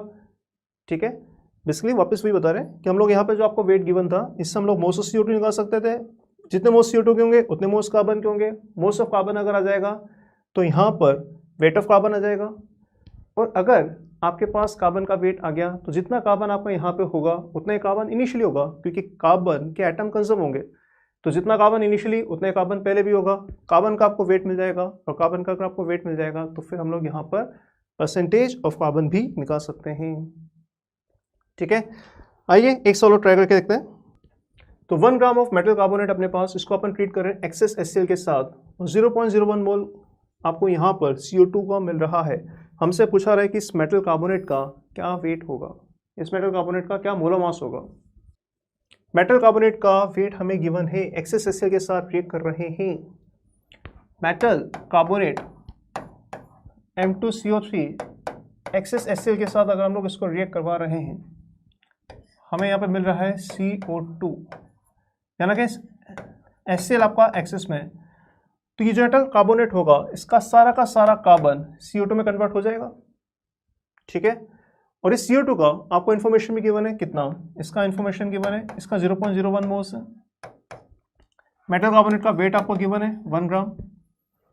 तो क्या आप देख सकते हैं कि इसके अंदर जितना भी कार्बन है वो सारा का सारा कार्बन आपका CO2 में कन्वर्ट हो जाएगा। और अगर CO2 के 0.01 मोल्स हैं, इसका मतलब यहाँ पर मोल्स ऑफ कार्बन भी कितना होगा 0.01।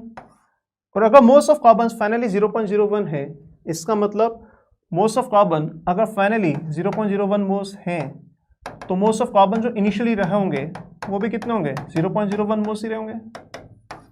तो जितना मोल कार्बन का बाद में उतना ही मोल कार्बन का इनिशियली होगा। ठीक है, लिमिटिंग से कोई मतलब नहीं बेटा, सिर्फ हमें ये देखना है कि यहाँ पर HCl अगर एक्सेस में, इसका मतलब M2CO3 पूरा का पूरा इसमें कन्वर्ट होगा CO2 में। ठीक है, और अगर CO2 के मोल्स हमें मालूम है तो मोल्स ऑफ कार्बन मोल्स हमें मालूम है कितने 0.01। अगर कार्बन के फाइनल मोल्स 0.01 थे, तो इनिशियल भी अपने पास कार्बन के कितने होंगे, 0.01 मोल्स रहे होंगे, ठीक है। तो ये जो M2CO3 होगा, हम बोल सकते हैं कि इसमें जो मोल्स ऑफ कार्बन रहे होंगे वो 0.01 होगा, और अगर ऐसा है तो मोल्स ऑफ M2CO3 ये जो आपका कंपाउंड होगा इसके मोल्स भी 0.01 ही होंगे, राइट। और अगर इसके मोल्स अपने पास 0.01 आ चुके हैं तो मोल्स को हम लोग क्या लिख सकते हैं बच्चों, तो मोल्स को हम लोग लिख सकते हैं wait upon gram molar mass. तो वेट ऑलरेडी गिवन है अपने पास, वेट गिवन है 1 ग्राम, तो 1 अपॉन ग्राम मोलर मास इक्वेट कर सकते हैं। यहाँ पर अगर ग्राम मोलर मास निकालेंगे तो ग्राम मोलर मास हो जाएगा अपने पास 1 अपॉन 0.01, दैट इज 100 ग्राम पर मोल। क्या कर सकते हैं, क्या ये चीज़ें क्लियर हैं? Very good. तो इस तरीके से हम लोग POC अप्लाई कर सकते हैं, ठीक है। आइए एक सवाल और ट्राई करते हैं।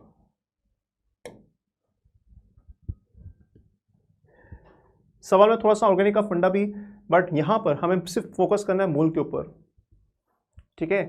तो 0.4 ग्राम अपने पास एक ऑर्गेनिक कंपाउंड है, ठीक है, जिससे हमें 0.376 ग्राम AgBr मिल रहा है इन केरियस मेथड। केरियस मेथड हम लोग यूज़ करते हैं ब्रोमीन को एस्टिमेट करने के लिए। तो यहाँ पर हमारे पास एक ऑर्गेनिक कंपाउंड होगा, ऑब्वियसली ब्रोमीन को एस्टिमेट करने इसमें ब्रोमीन होगा इसी, तो 0.4 ग्राम एक ऑर्गेनिक कंपाउंड है अपने पास, ठीक है। एंड यूजिंग केरियस मेथड इसके अंदर जितना भी ब्रोमीन है उसको हम लोग कन्वर्ट कर रहे हैं AgBr में, ठीक है। हमें सिर्फ ये देखना है कि यहाँ पे जो ब्रोमीन होगा वो कन्वर्ट हो गया किसके अंदर, AgBr में। हाँ, पर ये बेसिकली मोल का ही सवाल है, अगर कॉन्सेप्ट देखें तो कॉन्सेप्ट इसमें मोल का ही है, ठीक है।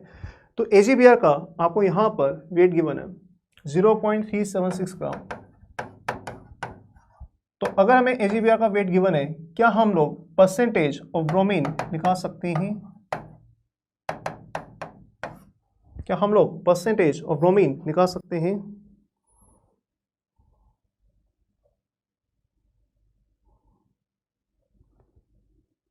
सर सिर्फ SMR से 90% एरर आ सकते हैं, बिल्कुल आ सकते हैं, अगर आप इसको ढंग से सीरियसली रिगुलरली अगर फॉलो कर रहे हैं।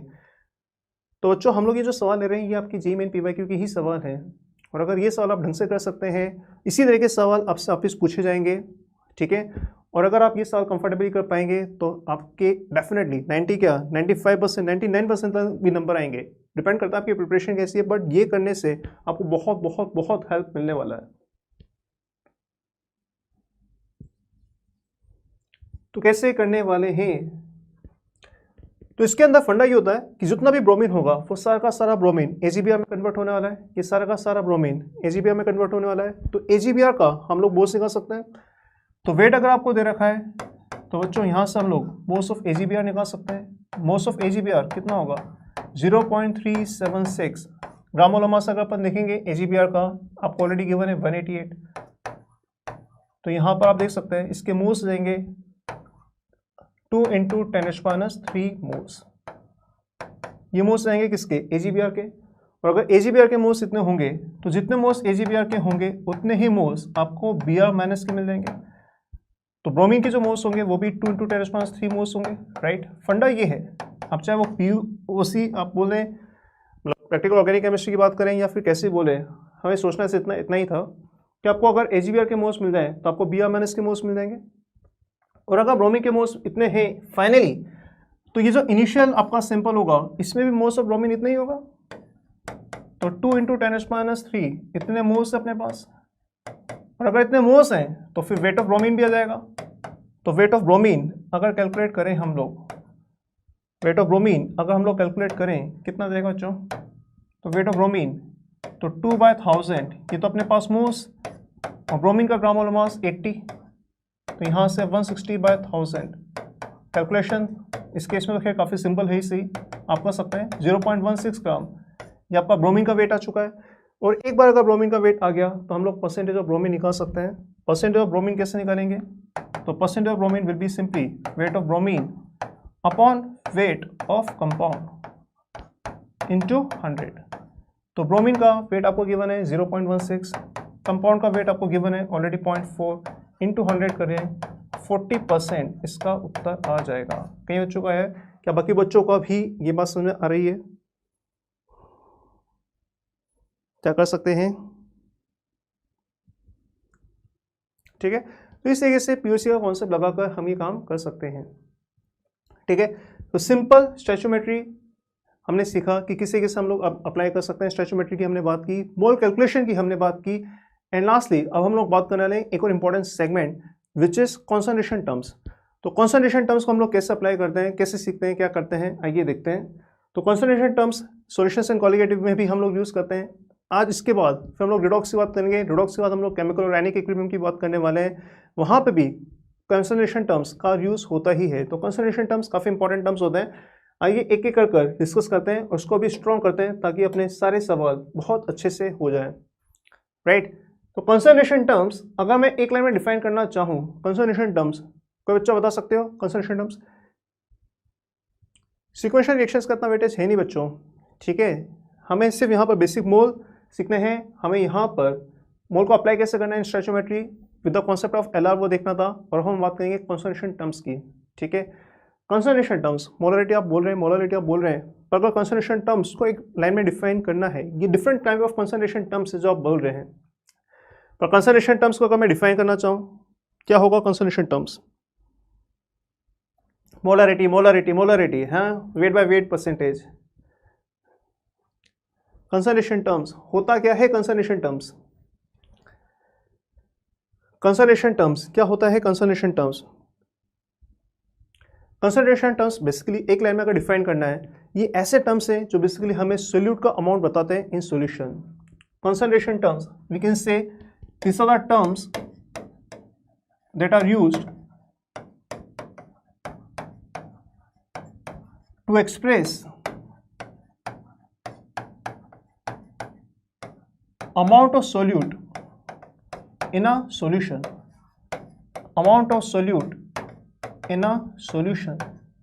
किसी भी सॉल्यूशन के अंदर कितना सोल्यूट है, इस अमाउंट को एक्सप्रेस करने के लिए हम लोग यूज करते हैं कंसंट्रेशन टर्म्स। ठीक है, जनरली अपने पास एक सॉल्यूशन अगर है, सॉल्यूशन के अपने पास यहाँ पर दो कंपोनेंट है, सोल्यूट है, हमारे पास सॉल्वेंट है। तो ये सोल्यूट है कितना, इस सोल्यूट का अमाउंट कितना है, इस सोल्यूट के अमाउंट को एक्सप्रेस करने के लिए जो हम लोग टर्म्स यूज करते हैं, इसको हम लोग बोलते हैं कंसंट्रेशन टर्म्स। इसका रिडॉक्स होगा बेटा, है ना। कंसंट्रेशन टर्म्स एक बार कंप्लीट करेंगे, फिर हम लोग बात करेंगे रिडॉक्स की, इक्विवेलेंट कॉन्सेप्ट की। ठीक है, तो सोल्यूट के अमाउंट को एक्सप्रेस करने के लिए जो टर्म्स यूज करते हैं, इसको हम लोग बोलते हैं कंसंट्रेशन टर्म्स। ठीक है, और वेरियस कंसंट्रेशन टर्म्स जो आपने अभी लिखे, molarity molarity, mole fraction, percentage wait by weight, percentage weight by volume, parts पर मिलियन, ये सब आपके वेरियस कंसंट्रेशन टर्म्स हैं। आइए एक एक करके इनको हम लोग डिफाइन करते हैं और सीखते हैं। तो पहला जो कंसंट्रेशन टर्म है बच्चों, ये है आपका मोलरिटी, और काफ़ी इंपॉर्टेंट है, मैक्सिमम जगह यही हमें यूज़ करना होता है। मोलरिटी होता क्या है? अगर एक लाइन की अपन डेफिनेशन देखें मोलरिटी, तो मोलरिटी की डेफिनेशन होती है number of moles of solute in 1 litre solution. Number of moles of solute present in 1 litre solution, 1 litre या 1 डेसीमीटर क्यूब के करस्पॉन्डिंग जितने मोल्स आपके सोल्यूट के होंगे वो कहलाएगा आपका मोलरिटी। ठीक है, तो molarity is simply defined as moles of solute in 1 litre solution. अगर फॉर्मूला वाइज हमें देखना है तो मोलरिटी हम लोग बोल सकते हैं moles of solute upon volume in litres. इसी को हम लोग अगर लिखना चाहें तो moles of solute upon volume in millilitres into 1000 लिख सकते हैं। और मोल्स इनटू 1000 को अगर हम लोग मल्टीप्लाई करें तो इसी चीज़ को हम लोग millimoles upon volume in ml भी लिख सकते हैं। ठीक है, पॉइंट ये कि अगर हमें मोलरिटी निकालना है तो मोलरिटी निकालने के लिए हमें दो चीज़ें चाहिए होती हैं, एक तो मोल्स ऑफ सोल्यूट, दूसरा आपका वॉल्यूम। तो अगर हमें वॉल्यूम मालूम है और मोल्स मालूम है तो हम लोग मोलरिटी निकाल सकते हैं। अगर हमें मोल्स मालूम है, वॉल्यूम मालूम है, तो हम लोग मोलरिटी निकाल सकते हैं, कर सकते हैं बच्चों। ठीक है, तो आइए एक सवाल करके देखते हैं, सिंपल डेफिनेशन के ऊपर ही सवाल ट्राई करना है। अगेन JMN PYQ के सवाल है, ट्राई करें, बहुत ही सिंपल सवाल आते हैं। क्रिएटिविटी इक्विवेलेंट कॉन्सेप्ट अभी इसके बाद हम लोग स्टार्ट करने वाले हैं। एक बार हम लोग कंसंट्रेशन टर्म्स कंप्लीट करेंगे, फिर हम लोग स्टार्ट करेंगे इक्विवेलेंट कॉन्सेप्ट। चलिए 250 नंबर लेकर आए हैं, बहुत ही शानदार, बहुत ही शानदार फरहान। बच्चों करके दिखाएं, कंसंट्रेशन ऑफ ग्लूकोज हमें निकालना है। कंसंट्रेशन ऑफ ग्लूकोज हमें गिवन है ग्राम पर लीटर में, और हमसे पूछा रहा है मोलरिटी। ठीक है, तो ग्लूकोज की अगर अपन बात करें, आपको यहां पर वैल्यू गिवन है 0.72 ग्राम पर लीटर, और मोलरिटी निकालने के लिए हमें बेसिकली मोल्स पर लीटर चाहिए होते हैं। तो इन ग्राम्स को अगर मोल्स में अगर अपन कन्वर्ट कर दें तो हमें मोल्स पर लीटर मिल जाएगा। ग्लूकोज का अगर ग्राम मोलर मास देखें तो ग्राम मोलर मास बच्चों होता है 180, राइट। तो क्या हम लोग इसको मोल्स पर लीटर में कन्वर्ट कर सकते हैं? 0.72 अपॉन 180 से अगर डिवाइड कर दें तो ये हमें मिल जाएगा सिंपली मोल्स पर लीटर। तो 1 लीटर में इतने ग्राम्स हैं, ठीक है। 1 लीटर के अंदर हम लोग बोल रहे हैं 0.72 ग्राम्स है, ठीक है। 0.72 ग्राम्स से मतलब 0.72 अपॉन 180 इतने मोल्स होंगे। और 1 लीटर में जितने मोल्स होते हैं वही आपका मोलरिटी हो जाएगा, राइट। तो इसको अगर थोड़ा सिंप्लीफाई करें, सिंप्लीफाई करके बहुत इजीली निकाल सकते हैं। दिस इज 720 इंटू 10⁻³ ठीक है। और यहाँ पर ये 180 है तो ये हो जाएगा आपके पास 4 into 10⁻³ right. 4 into 10⁻³ basically answer हो जाएगा आपका 4, ठीक है। तो बच्चों आपको ये क्लियर होना चाहिए, ठीक है। 4 इंटू 10⁻³ आंसर तो हम लोग निकाल लेंगे, पर इसका मतलब क्या होता है ये भी एकदम क्लियर होना चाहिए। जैसे मान लीजिए अगर अपने पास यहाँ पे सॉल्यूशन है और मैं बोलता हूँ कि लेट्स से अपने पास 2.2 मोलर ग्लूकोज सॉल्यूशन है, इसको हम लोग रीड कैसे करते हैं, इसको हम लोग शब्दों में कैसे बोलते हैं, ये भी हमें क्लियर होना चाहिए। तो अगर हम बोलते हैं कि 0.2 मोलर, इसको कई बार तो ऐसे बोला जाता है 0.2 मोलर सॉल्यूशन, इसको बोलेंगे कैसे? मतलब बोलते 0.2 मोलर है, पर इसका मतलब क्या होता है? इसका मतलब होता है कि अगर अपने पास 1 लीटर सॉल्यूशन है तो इस 1 लीटर सॉल्यूशन के करस्पॉन्डिंग हमारे पास 0.2 मोल्स ग्लूकोज होंगे। तो 1 लीटर में जितने मोल्स होते हैं दैट इज कॉल्ड मोलरिटी, ठीक है। ध्यान से देखें, डेफिनेशन देखते जाएं, करते जाएं। एक सवाल और ट्राई करते हैं। 4 सही बच्चों, तो 4 सही आंसर था। तो molarity of a solution prepared by dissolving 6.3 gram oxalic acid in 250 ml water. तो 250 ml वाटर के करस्पॉन्डिंग हमें यहाँ पर वेट ऑफ सॉलिड गिवन है और हमसे अगेन मोलरिटी पूछा जा रहा है। मॉक में मार्क्स कैसे इंप्रूव करें? अपनी गलतियों को आइडेंटिफाई कर अपनी गलतियों को आइडेंटिफाई करो। अगर आपको अपने नंबर इंप्रूव करने हैं तो हर पेपर का एक थरो एनालिसिस किया करो कि किस तरीके से क्या हम लोग मिस्टेक कर रहे हैं। जब हम लोग अपनी गलतियां आइडेंटिफाई करते हैं तभी उनके ऊपर हम लोग वर्क करते हैं, और जब हम लोग अपनी गलतियों में वर्क करते हैं तभी उन गलतियों को सुधार कर हम लोग आगे प्रोग्रेस करते हैं, ठीक है। सिटिंग टाइम आराम अपने आप बढ़ जाएगा बच्चा धीरे धीरे। अगर आपको सिटिंग टाइम में दिक्कत आती है आप एक काम ये भी कर सकते हैं। कई बच्चे से बोलते हैं कि यार कैसे पढ़े, हम लोग तो मतलब 1 घंटा पढ़ते हैं, 2.5 घंटा पढ़ते हैं, या 1 घंटा पढ़ते हैं, 1.5 घंटा पढ़ते हैं, उसमें बहुत ज़्यादा थक जाते हैं, है ना। जैसा आप बोल रहे हैं कि थक जाते हैं, नींद आने लगती है। अंश इसका एक बहुत ही सिंपल सोल्यूशन है। आप क्या कर सकते हैं, आप सब्जेक्ट को चेंज कर सकते हैं, ठीक है। आप एक काम कर सकते हैं, आप 30 to 40 मिनट्स एक सब्जेक्ट को लेकर बैठें या 45 मिनट्स एक सब्जेक्ट को लेकर बैठें और फिर सब्जेक्ट को चेंज कर लें। तो मान लीजिए 45 मिनट्स अगर आपने फिजिक्स को दिया, उसके बाद जितना आपने पढ़ा उतना पढ़ा, उसके बाद 45 मिनट्स के बाद आप केमिस्ट्री लेकर बैठे, फिर 45 मिनट्स के बाद आप वापस आप मैथमेटिक्स लेकर बैठेंगे। अगर आप इस तरीके से सब्जेक्ट चेंज करते जाएंगे तो आप देखेंगे कि आपकी एफिशिएंसी काफ़ी ज़्यादा बढ़ जाएगी, आप थकेंगे भी नहीं। 45 मिनट्स तो 1 घंटा अगर अपन मान लीजिए 1 घंटा मैं फिजिक्स लेके बैठा हूँ, फिर केमिस्ट्री, फिर मैथमेटिक्स और फिर अभी सब्जेक्ट चेंज कर रहा हूँ, तो आप देखेंगे 3 घंटा पढ़ने के बाद भी आपकी जो एफिशिएंसी होगी वो काफ़ी ज़्यादा मेंटेन करेगी, ठीक है। तो रादर देन 3 घंटा एक सब्जेक्ट को देने के बजाय हम लोग क्या कर सकते हैं, 1-1 घंटे बाद सब्जेक्ट चेंज करके देख सकते हैं। बहुत काम आता है ये तरीका, ठीक है। तो अपने को मोलरिटी निकालना है। तो अगेन बच्चों, मोलरिटी निकालने के लिए हमें 2 ही चीज़ें चाहिए होती है, हमें चाहिए होता है मोल्स और हमें चाहिए होता है वॉल्यूम। हमें चाहिए होता है मोल्स और हमें चाहिए होता है वॉल्यूम। तो 6.3 ग्राम ऑक्सैलिक एसिड, ठीक है, इसका फॉर्मूला भी आपको दे रखा है, ऑक्सैलिक एसिड .2H2O। अगर आप इसका ग्राम मोलर मास निकालेंगे तो ग्राम मोलर मास हो जाएगा इसका 126। तो यहाँ पर मोल्स हम लोग निकाल सकते हैं सॉल्यूट के। मोल्स रहेंगे अपने पास 6.3 अपॉन 126, ठीक है। सिंप्लीफाई अगर करना चाहें तो कर सकते हैं, 1/20 मोल्स रहेंगे। तो मोल्स अगर अपने पास सोल्यूट के, और वॉल्यूम ऑलरेडी गिवन है अपने पास 250 ml। इसको चाहें तो वॉल्यूम इन लीटर में कन्वर्ट कर सकते हैं, या फिर डायरेक्टली हम लोग बोल सकते हैं कि this molarity will be given by moles upon volume in ml into 1000। तो मोल्स अपने पास यहाँ पर 1/20 है, वॉल्यूम इन ml अपने पास यहाँ पर 250 है, इंटू 1000 अगर करेंगे तो यहाँ पर आप देख सकते हैं 4/20 1/5 हमारे पास यहाँ पर मोल्स रहेंगे। और इसको x इंटू 10⁻² की फॉर्मेट में लिखना है तो आप इसको लिख सकते हैं 100/5 इंटू 10⁻², दैट इज 20 इंटू 10⁻²। इस तरीके से हम लोग काम कर सकते हैं। x की वैल्यू 20 रहेगी। क्या बच्चों ये सवाल आया, क्या ये कर सकते हैं? क्या ये कर सकती हैं? कर सकते हैं तो यस करके बताएं जनता। अगेन रिपीट कर रहा हूं, बेसिक फंडामेंटल्स पे फोकस करो। फंडामेंटल्स अगर हमारे स्ट्रांग होंगे, हम लोग हर तरह का सवाल क्रैक कर सकते हैं। इस दुनिया की कोई किताब का कोई सवाल ऐसा नहीं होगा जो आपसे ना बने, अगर हमारे फंडामेंटल्स क्लियर हैं। अगर हमारे फंडामेंटल्स क्लियर है, अपने डेफिनेशंस क्लियर हैं, तो हम सब कुछ क्लियर कर सकते हैं, बहुत आगे फोड़ सकते हैं, मतलब कोई सा भी एग्जाम हो उसको फोड़ सकते हैं, है ना। तो अपने फंडामेंटल्स स्ट्रांग रखें। मॉडलिटी में अगर हमने देखा, हमें सिर्फ मोल्स और वॉल्यूम पे फोकस करना है। अगर मोल्स और वॉल्यूम मिल जाए तो अपना काम चल जाएगा, ठीक है। आइए देखें, एक सवाल और ट्राई करके देखते हैं। The amount of sugar required to prepare 2 liter of 0.1 molar aqueous solution, 2 litre 0.1 molar aqueous solution को बनाने के लिए कितने अमाउंट ऑफ शुगर हमारा कंज्यूम होगा? क्विकली बताएं जनता। इसको करने के लिए आपके पास सिर्फ 15 सेकेंड।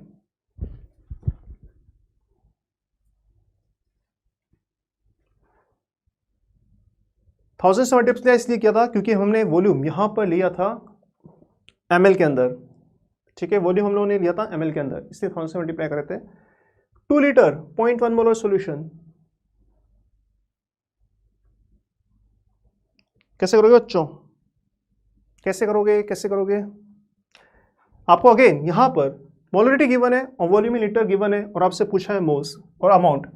तो आपको मालूम है कि molarity is given by moles upon volume in litre, ठीक है। तो यहाँ पर डायरेक्टली बोल सकते हैं कि moles will be given bye molarity into volume in litre. तो मोलरिटी देकर अगर आपको मोल्स निकालने, तो मोलरिटी को आप वॉल्यूम इन लीटर से मल्टीप्लाई करेंगे तो आपको डायरेक्टली मोल्स मिल जाएंगे। तो यहाँ पर डायरेक्टली हम बोल सकते हैं कि 2 आपका मोलरिटी, वॉल्यूम इन लीटर्स आपको, अच्छा 2 आपका वॉल्यूम इन लीटर है और मोलरिटी गिवन आपके पास 0.1। तो आप क्लियरली देखेंगे मोल्स जाएंगे आपके पास 0.2 मोल्स, और अगर 0.2 मोल्स जाएंगे अपने पास तो क्या हम लोग शुगर का वेट निकाल सकते हैं। शुगर का अगर आप ग्राम मोलर मास निकालें तो ग्राम मोलर मास आ जाएगा अपने पास 342 ग्राम्स। तो ग्राम मोलर मास अगर 342 आ चुका है, वेट मोल्स हमें मालूम है, तो वेट हम डायरेक्टली बोल सकते हैं weight will be nothing but moles into gram molar mass. Moles अपने पास 0.2, ग्राम मोलर मास अपने पास 342। क्या हम लोग सिंप्लीफाई करके आंसर निकाल लेंगे? कर लेंगे जनता। तो जाएगा बेसिकली अपने पास 68.4 के आसपास। कर लेंगे, कर सकते हैं, ठीक है। कि ट्राई करते हैं अपन। 2 सॉल्यूशंस को हम लोग मिक्स कर रहे हैं और फाइनल सॉल्यूशन की हमें कंसंट्रेशन निकालनी है। तो 10 ml 2 मोलर NaOH सॉल्यूशन को हम लोग मिक्स कर रहे हैं 200 ml 0.5 मोलर NaOH सॉल्यूशन से, राइट। और हमें यहाँ पर फाइनल कंसंट्रेशन निकालना है। कंसंट्रेशन का मतलब बाय डिफॉल्ट हमें यहाँ पर मोलरिटी निकालनी है। तो मोलरिटी निकालनी है NaOH की, कैसे निकालेंगे? 10 ml 2 मोलर NaOH को हम लोग ऐड कर रहे हैं 200 ml 0.5 मोलर NaOH के अंदर। आपसे पूछा रहा है कि कंसंट्रेशन ऑफ NaOH क्या होगा। तो जनता ऐसे केसेस में आप डायरेक्टली ये भी बोल सकते हैं कि आपकी जो फाइनल कंसंट्रेशन होगी, कभी भी अगर 2 सॉल्यूशन को मिक्स करें तो we can use formula M1V1 plus M2V2 upon V1 plus V2। वैसे तो मैं फॉर्मूले पे बहुत ज़्यादा फोकस नहीं करता हूँ, बट आप चाहें तो ये देख सकते हैं। एक्चुअली होगा क्या, volume into molarity, volume into molarity आपको ये डायरेक्टली मोल्स या मिलीमोल्स दे देगा, ठीक है। मोलरिटी इनटू वॉल्यूम ये आपके इनिशियल पहले वाले सॉल्यूशन के मोल्स देंगे या आपके दूसरे वाले सॉल्यूशन के मोल्स देंगे, और दोनों वाले दोनों सॉल्यूशंस के मोल्स को ऐड कर फाइनल वॉल्यूम से अगर डिवाइड करेंगे तो हमें बेसिकली फाइनल कंसंट्रेशन मिल जाएगा, ठीक है। आप चाहें तो बेसिक से भी कर सकते हैं और चाहें तो ये फॉर्मूला यूज कर सकते हैं, पर ये फिर भी समझ में आना चाहिए कि मोलरिटी इनटू वॉल्यूम आपको क्या देगा, पहले वाले के मोल्स, मोलरिटी इनटू वॉल्यूम ये देगा आपको दूसरे वाले के मोल्स, आपको मोल्स मिल जाएंगे और मोल्स मिल जाएंगे तो फिर अपने को फाइनल वॉल्यूम तो V1 प्लस V2 मिल ही जाएगा, कंसंट्रेशन मिल जाएगा। तो कर देखें 10 इंटू 2 20 के करस्पॉन्डिंग इसके मोल्स आएंगे, इनफैक्ट मिली मोल्स बोलते हैं, ध्यान रखना जनता। अगर हम लोग कंसंट्रेशन इस चीज़ को भी ध्यान रखें, जो आपका मोलरिटी होगा इसको हम लोग moles upon volume in litre लिख सकते हैं, इसको हम लोग millimoles upon volume in ml भी लिखते हैं। तो अगर मैं मिलीमोल्स निकालना चाहूँ तो millimoles can be written as molarity into volume in ml। अब आप ये कंफर्टेबल जिसमें उसमें आप काम कर सकते हैं, आप मोल्स में काम करना चाहते हैं तो मोल्स में काम कर सकते हैं, अगर आप मिलीमोल्स में काम करना चाहें तो मिलीमोल्स में काम कर सकते हैं, कैसे भी हम लोग काम कर सकते हैं, ठीक है। पर ये ध्यान रखें कि वॉल्यूम इन ml को मोलरिटी से अगर मल्टीप्लाई करते हैं तो हमें मिलते हैं मिलीमोल्स। तो पहले वाले के मिलीमोल्स रहेंगे 20, 200 इंटू 0.5, इसके मिलीमोल्स रहेंगे अपने पास 200 इंटू 0.5, ये हो जाएगा आपका 100, राइट। और टोटल फाइनल वॉल्यूम कितना हो जाएगा 10 प्लस 200, तो 10 प्लस 200, राइट। तो यहाँ से अगर हम लोग सिंप्लीफाई करें 120/210, ये हमारे पास फाइनल कंसंट्रेशन आ जाएगा जनता। सिंप्लीफाई कर सकते हैं और कर सकते हैं, कर लेंगे अराउंड 0.57 ही जाएगा, डी आ जाएगा आंसर, ये बात ठीक है,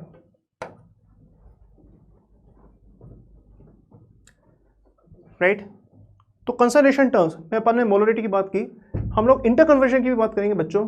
अगर एक कंसंट्रेशन टर्म दे रखा है तो दूसरा कंसंट्रेशन टर्म कैसे निकालते हैं वो भी हम डिस्कस करते हैं, पर पहले एक एक करके बाकी कंसंट्रेशन टर्म भी हम लोग डिफाइन कर लेते हैं, ठीक है।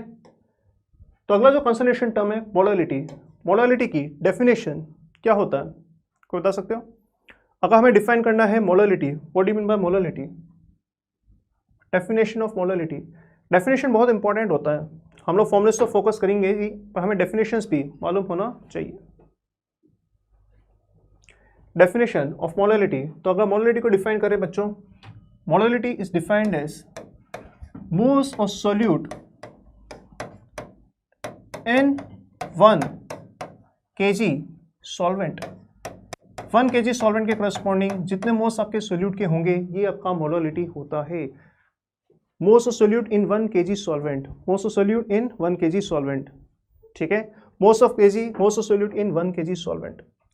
तो ध्यान रखें moles of solute in 1 kg solvent, अगर हम लोग फॉर्मूले वाइज लिखना चाहें, इसको स्मॉल m से हम लोग रिप्रेजेंट करते हैं, तो ये हो जाएगा आपका moles of solute upon wait in kilogram of solvent, ठीक है। कई बार हमें वेट ग्राम में दे रखा है तो आप चाहे तो वेट को किलोग्राम में कन्वर्ट कर सकते हैं, या अगर डायरेक्टली वेट इन ग्राम यूज करना है तो मोल्स अपॉन वेट इन ग्राम इंटू 1000 करके आप निकाल सकते हैं, ठीक है।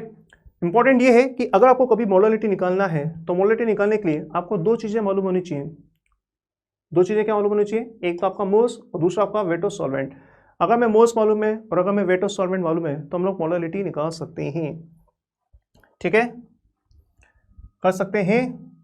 अच्छा, इसको भी रीड करना आना चाहिए। अगर मान लीजिए फॉर एग्जांपल आपको दे रखा है कि 2 मोलालिटी 2 है, ठीक है, तो इसको हम लोग बोलते हैं 2 मोलर सॉल्यूशन। इसका मतलब होता है 2 मोलर सॉल्यूशन, और 2 मोलर सॉल्यूशन का मतलब होता है कि अगर अपने पास 1 kg सॉल्वेंट है तो इस 1 kg सॉल्वेंट के करस्पॉन्डिंग हमारे पास 2 मोल्स होंगे सोल्यूट के।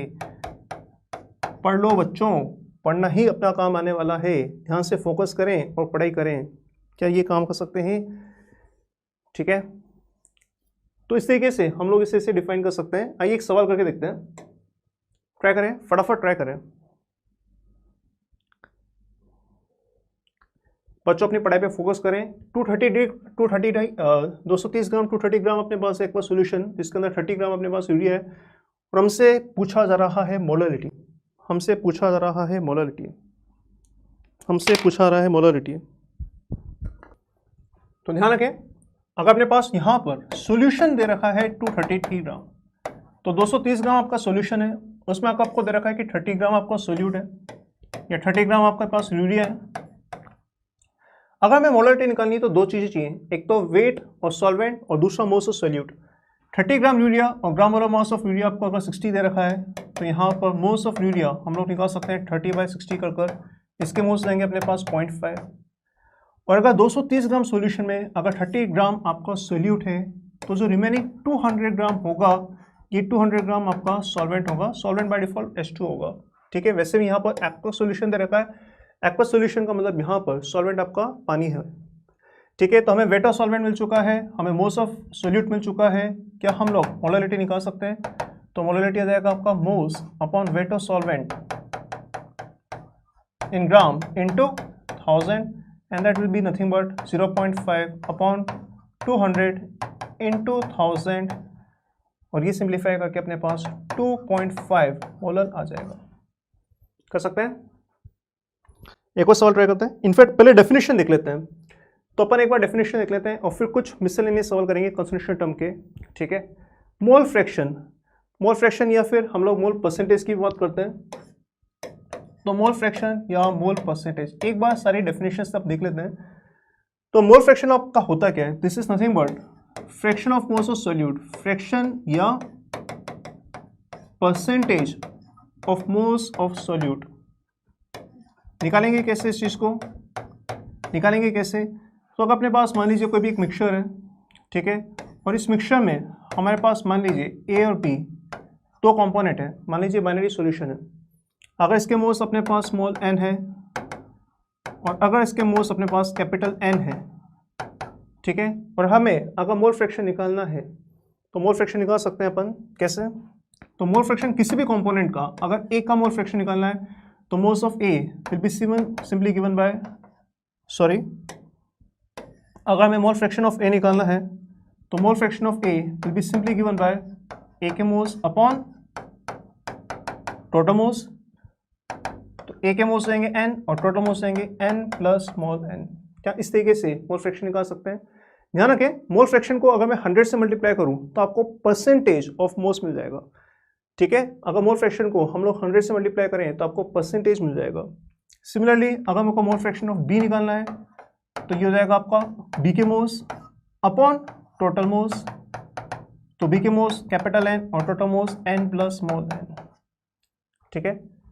अगेन शब्दों में भी हमें मालूम होना चाहिए, अगर कोई बोलता है कि मोल फ्रैक्शन ऑफ सोल्यूट, मान लीजिए कोई सोल्यूट A है और उसका मोल फ्रैक्शन 0.2 है, तो अगर मोल फ्रैक्शन 0.2 है तो हम ये बोल सकते हैं कि बेसिकली मोल परसेंटेज आपका 20% होगा। तो अगर मोल फ्रैक्शन 0.2 है हम बोल सकते हैं कि मोल परसेंटेज आपका 20% होगा। अब ये बोल सकते हैं कि अगर टोटल मोल्स 100 हैं तो टोटल मोल्स के करस्पॉन्डिंग हम बोल सकते हैं कि मोल्स ऑफ ए आपके 20 होंगे। समझ आया जनता? तो अगर मोल फ्रैक्शन 0.2 है तो मोल परसेंटेज आपका 20% होगा, ठीक है। इस तरीके से हमें मोल फ्रैक्शन कैलकुलेट करना आना चाहिए। कुछ और डेफिनेशंस अगर देखें अपन, percentage by mass, percentage by mass, तो मास परसेंटेज या परसेंटेज बाय मास कैसे कैलकुलेट करते हैं? तो मास परसेंटेज या परसेंटेज बाय मास जनरली हम लोग कैलकुलेट करते हैं as weight of solute upon weight of solution into 100, weight of solute upon weight of solution into 100। ये बेसिकली हमें परसेंटेज दे रहा है इन टर्म्स ऑफ मास, ये हमें परसेंटेज दे रहा है in terms of mass. But again शब्दों में लिखना आना चाहिए। अगर मान लीजिए हम बोलते हैं कि परसेंटेज बाय मास 10% है या 10% वेट बाय वेट आपका सोल्यूशन है, तो इसका मतलब ये होता है, हम ये बोल सकते हैं कि अगर अपने पास 100 ग्राम सोल्यूशन होगा तो इस 100 ग्राम सोल्यूशन के करस्पॉन्डिंग हम बोल सकते हैं कि हमारे पास 10 ग्राम सोल्यूट होगा। ये चीज़ ध्यान रखें। अगर अपने पास 10% वेट बाय वेट होता है तो हम बोल सकते हैं कि अगर अपने पास 100 ग्राम सोल्यूशन होगा तो इस 100 ग्राम सोल्यूशन के करस्पॉन्डिंग हमें 10 ग्राम सोल्यूट मिलेगा। जनता बात समझ आ रही है क्या? क्या इस तरीके से हम चीज़ डिफाइन कर सकते हैं? एक और चीज़ ध्यान रखना, हमें ये भी क्लियर होना चाहिए कि अगर परसेंटेज वेट बाय वेट अगर हमें निकालना है तो हमें दो ही चीज़ें चाहिए, हमें वेट ऑफ सोल्यूट और वेट ऑफ सोल्यूशन अगर मिल जाए तो हम लोग परसेंटेज वेट बाय वेट निकाल सकते हैं, कर सकते हैं, ठीक है। परसेंटेज वेट बाय वेट के ऊपर अगर एक सवाल मैं आपको लूँ, ये ट्राई करके देखें जनता।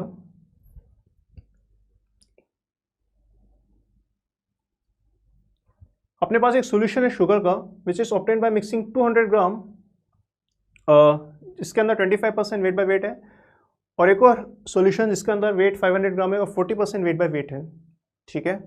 इन दोनों को हम लोग मिक्स कर रहे हैं और हमें ये निकालना है कि कितना मास परसेंट होगा फाइनल सॉल्यूशन का। हमें मास परसेंट निकालना है फाइनल सॉल्यूशन का, ठीक है। आप चाहे तो सवाल को इस तरीके से लिख सकते हैं अपने पास कि अपने पास पहला जो सॉल्यूशन है उसका वेट दे रखा है 200 ग्राम और इसमें 25% अपना सोल्यूट है।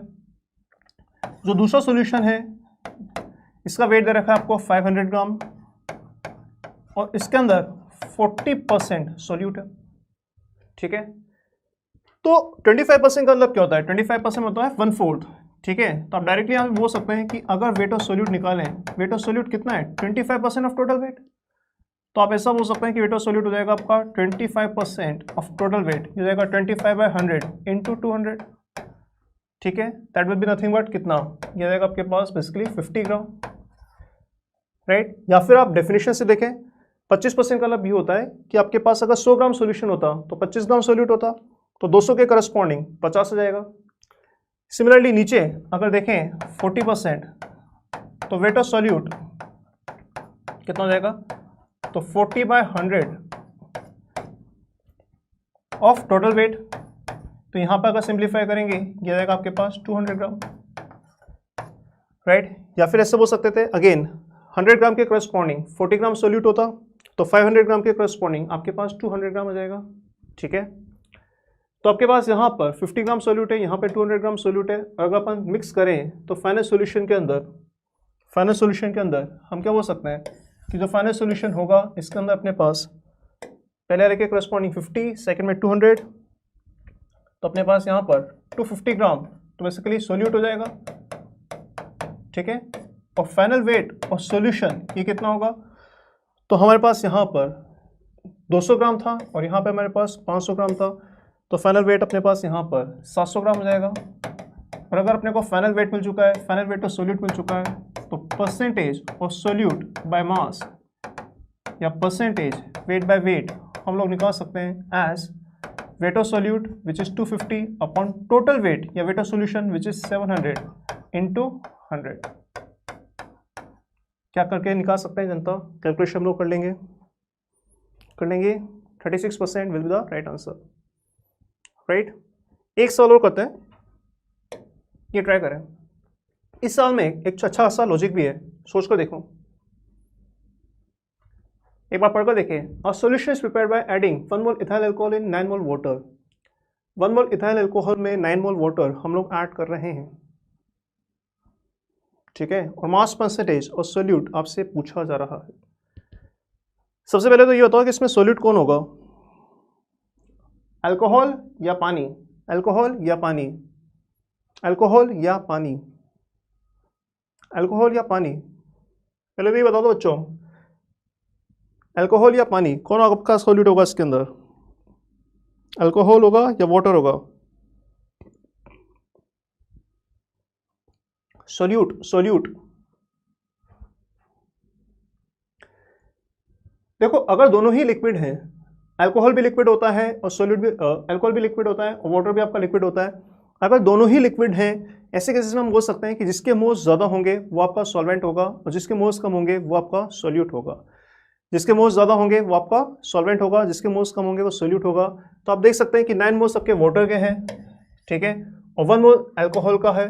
तो अल्कोहल आपका यहाँ पर सोल्यूट होगा और ये आपका बेसिकली सॉल्वेंट होगा, ठीक है। इतना करने के बाद अब हमें अगर मास परसेंटेज चाहिए तो ठीक है यार, 1 मोल अल्कोहल के करस्पॉन्डिंग वेट आप देख सकते हैं, ग्राम मोल मास आपको दे रखा है 46, तो वेट ऑफ अल्कोहल डायरेक्टली बोल सकते हैं कितना हो जाएगा 46 ग्राम। 9 मोल वाटर के करस्पॉन्डिंग हम लोग बोल सकते हैं वेट ऑफ वाटर कितना हो जाएगा, तो 9 इंटू ग्राम मोल मास होता है इसका 18, यह जाएगा 162 ग्राम। दोनों को अगर ऐड करेंगे तो हमें वेट मिल जाएगा किसका, सॉल्यूशन का, यह जाएगा 46 plus 162 that will be nothing but 208 ग्राम। और अगर हमें वेट ऑफ सॉल्यूशन मिल जाए और वेट ऑफ सोल्यूट मिल जाए तो परसेंटेज वेट बाय वेट निकाल सकते हैं। तो परसेंटेज वेट बाय वेट अगर हमें निकालना है तो that will B 46 upon 208 into 100। बात सुनाती है क्या, कैलकुलेशन हम लोग कर लेंगे, बात सुनाती है क्या, कर सकते हैं क्या, ठीक है बच्चों, कर सकते हैं, राइट। एक दो डेफिनेशन और है, ठीक है, 22% सही आंसर है। वॉल्यूम परसेंट और एक दो डेफिनेशन और है और फिर एक दो सवाल हम लोग मिसलेनियस इंटर कन्फ्यूजन के भी करके देखते हैं, ठीक है। तो मास वॉल्यूम परसेंट क्या होता है, जिसको परसेंटेज वेट बाय वॉल्यूम भी बोलते हैं। तो परसेंटेज वेट बाय वॉल्यूम हम लोग डिफाइन कर सकते हैं wait of solute upon volume of solution. Wait of solute generally हम लोग यहाँ पे ग्राम में लेते हैं, वॉल्यूम ऑफ सॉल्यूशन हम लोग लेते हैं मिलीलीटर्स में इंटू 100, ये आपका परसेंटेज वेट बाय वॉल्यूम होगा, ठीक है। पर इससे भी ज़्यादा इंपॉर्टेंट हमें शब्दों में लिखना आना चाहिए कि अगर अपने पास 10% वेट बाय वॉल्यूम है तो 10% वेट बाय वॉल्यूम का मतलब होगा कि हमारे पास 10 ग्राम सोल्यूट होगा इन 100 ml सॉल्यूशन। तो जैसा परसेंटेज वेट बाय वेट होता है वैसे ही आपका परसेंटेज वेट बाय वॉल्यूम होता है। डिफरेंस ये होता है कि वहाँ पे अपन 100 ग्राम सॉल्यूशन लेते हैं और यहाँ पे हम लोग 100 ग्राम सोल्यूट लेते हैं, 100 ml सॉल्यूशन लेते हैं। तो 100 ग्राम की जगह यहाँ पे हम लोग 100 ml लेते हैं, ठीक है, राइट। तो इस तरीके से ये डेफिनेशन भी क्लियर होनी चाहिए। अगर हमें वॉल्यूम मालूम है सॉल्यूशन का और वेट ऑफ सॉलिड मालूम है तो हम लोग परसेंटेज वेट बाय वॉल्यूम निकाल सकते हैं, या अगर मैं परसेंटेज वेट बाय वॉल्यूम दे रखा है तो इस तरीके से इंटरप्रेट करना आना चाहिए। ये डेंसिटी नहीं है बेटा, ठीक है, यहाँ पे इसका मतलब ये नहीं है। डेंसिटी तो होता है overall weight of solution upon weight of solution upon volume of solution, है ना। यहाँ पे अपन बात कर रहे हैं किसका, सोल्यूट का weight upon volume of solution, ठीक है। एंड फाइनली एक डेफिनेशन देख लेते हैं और फिर कुछ मिसलेनियस सवाल करके देखते हैं। पार्ट्स पर मिलियन हम लोग वैसे डिफाइन करते हैं जैसे परसेंटेज वेट बाय वेट होता है। परसेंटेज वेट बाय वेट में हम लोग बात करते हैं कि 100 ग्राम के करस्पॉन्डिंग कितना आपका सोल्यूट होगा या कितना वेट आपका सोल्यूट का होगा। और पीपीएम पार्ट्स पर मिलियन में हम लोग बात करते हैं 1 मिलियन ग्राम के करस्पॉन्डिंग कितना आपका सोल्यूट होगा, ठीक है। तो पीपीएम को हम लोग डिफाइन करना चाहें तो वैसे डिफाइन कर सकते हैं मास of solute upon weight of solution into 10⁻⁶। और अगर शब्दों में हमें इसको लिखना है तो we can say ppm is defined as this is weight of solute in 1 million gram solution, weight of solute in 1 million gram solution, weight of solute in 1 million gram solution, ठीक है। एक सवाल अगर सपोज इसके ऊपर मैं आपको दूं, फॉर एग्जांपल आपको दे रखा है कि पीपीएम और सोल्यूट ए आपको दे रखा है 20 पीपीएम और आपसे पूछा रहा है कि परसेंटेज वेट बाय वेट कितना होगा, परसेंटेज वेट बाय वेट कितना होगा। ट्राई करके देखें जनता। पीपीएम हमें दे रखा है और परसेंटेज वेट बाय वेट, इसी को हम लोग बोलते हैं inter conversion of problems, inter conversion of concentration terms. और इसी के ऊपर आप कुछ सवाल करके देखेंगे, डिफाइन कर सकते हैं, है ना। बट नॉर्मली हम लोग मास के टर्म्स में डिफाइन करते हैं, नॉर्मली मास के टर्म्स में डिफाइन करते हैं। वॉल्यूम के टर्म्स में करना चाहें तो कर सकते हैं, ठीक है। तो यहाँ में हमें परसेंटेज वेट बाय वेट निकालना है और आपको पीपीएम दे रखा है ए का कितना 20 पीपीएम। करके देखें जनता, अगर बात समझ आ रही है तो ये बनना चाहिए हमसे। ट्राई करके देखें बेटा, बेसिक्स कर लो अपन, बेसिक्स अगर कर लेंगे तो ये सारे सवाल आराम से हो जाएंगे, ठीक है ना। परसेंटेज वेट बाय वेट कैसे निकालेंगे, तो इसको बेसिक डेफिनेशन से या यूनिटी मेथड से भी आप कर सकते हैं। अगर 20 पीपीएम आपको दे रखा है, हम क्या बोल सकते हैं, 20 पीपीएम दे रखा है, इसका मैं बोल सकता हूं कि अगर 10⁻⁶ ग्राम सॉल्यूशन होता तो हम बोलेंगे कि अपने पास 20 ग्राम सोल्यूट होगा। और वेट बाय वेट परसेंटेज का मतलब होता है 100 ग्राम के करस्पॉन्डिंग कितना सोल्यूट है। तो 10⁻⁶ के करस्पॉन्डिंग कितना होगा, तो 1 ग्राम सॉल्यूशन के करस्पॉन्डिंग कितना होता, 20/10⁻⁶ ग्राम सोल्यूट होता। तो 100 ग्राम सॉल्यूशन के करस्पॉन्डिंग कितना सोल्यूट होगा, तो 100 ग्राम सॉल्यूशन के करस्पॉन्डिंग हम बोलेंगे 20/10⁻⁶ इंटू 100। तो जनता ये जाएगा आपके पास 2 × 10⁻³ इतना percentage wait by wait percent, 0.002 percentage wait by weight percentage. कर सकते हैं, कर सकते हैं, कर सकते हैं, ठीक है। फाइनली हम लोग कंसंट्रेशन टर्म्स के कुछ इंटर कन्वर्जन वाले सवाल करते हैं, ठीक है। And then will start with redox, ठीक है। Interconversion of concentration terms का मतलब ये होता है कि आपको कुछ कंसंट्रेशन, मतलब एक कंसंट्रेशन टर्म आपको गिवन होगा और बाकी कंसंट्रेशन टर्म आपको निकालनी होगी, ठीक है। कैसे करते हैं, कुछ कॉमन सवाल ट्राई करके देखते हैं, सीधा सवाल पे ही जंप करते हैं। देखो बच्चों, ठीक है, ट्राई करें सवाल को। तो density of x molar solution, J main का सवाल है ये, ऑफ NaOH आपको गिवन है 1.12 ग्राम पर लीटर और मोलरिटी आपको यहाँ पे दे रखा है 3 मोलर, हमसे पूछा है x।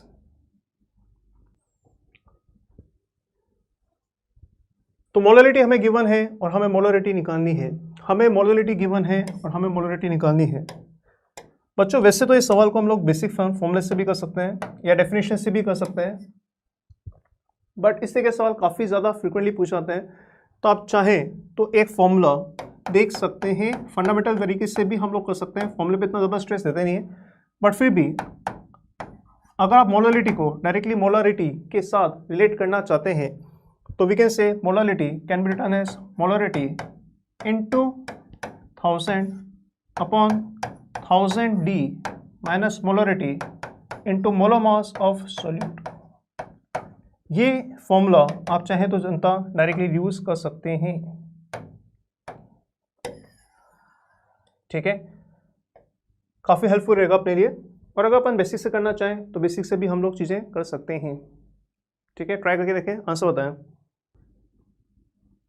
ठीक है, देखो बेसिक से भी करना चाहें तो कर सकते हैं, बट अगर हम लोग फॉर्मूला लगाएं, क्योंकि इस तरह के सवाल काफ़ी पूछे जाते हैं जनता, इसके अंदर काफ़ी सारे सवाल इस तरह से आए हैं, तो हम लोग देख सकते हैं कि यहाँ पर मोलरिटी हमें निकालनी है। मोलरिटी इनफैक्ट हमें गिवन है, तो वैल्यू अगर सब्स्टिट्यूट करें, मोलरिटी गिवन है 3, मोलरिटी हमें निकालना है, x आपको गिवन है वो, तो x इंटू 1000, ठीक है 1000। यहाँ पर d आपका डेंसिटी इन ग्राम पर ml होगा।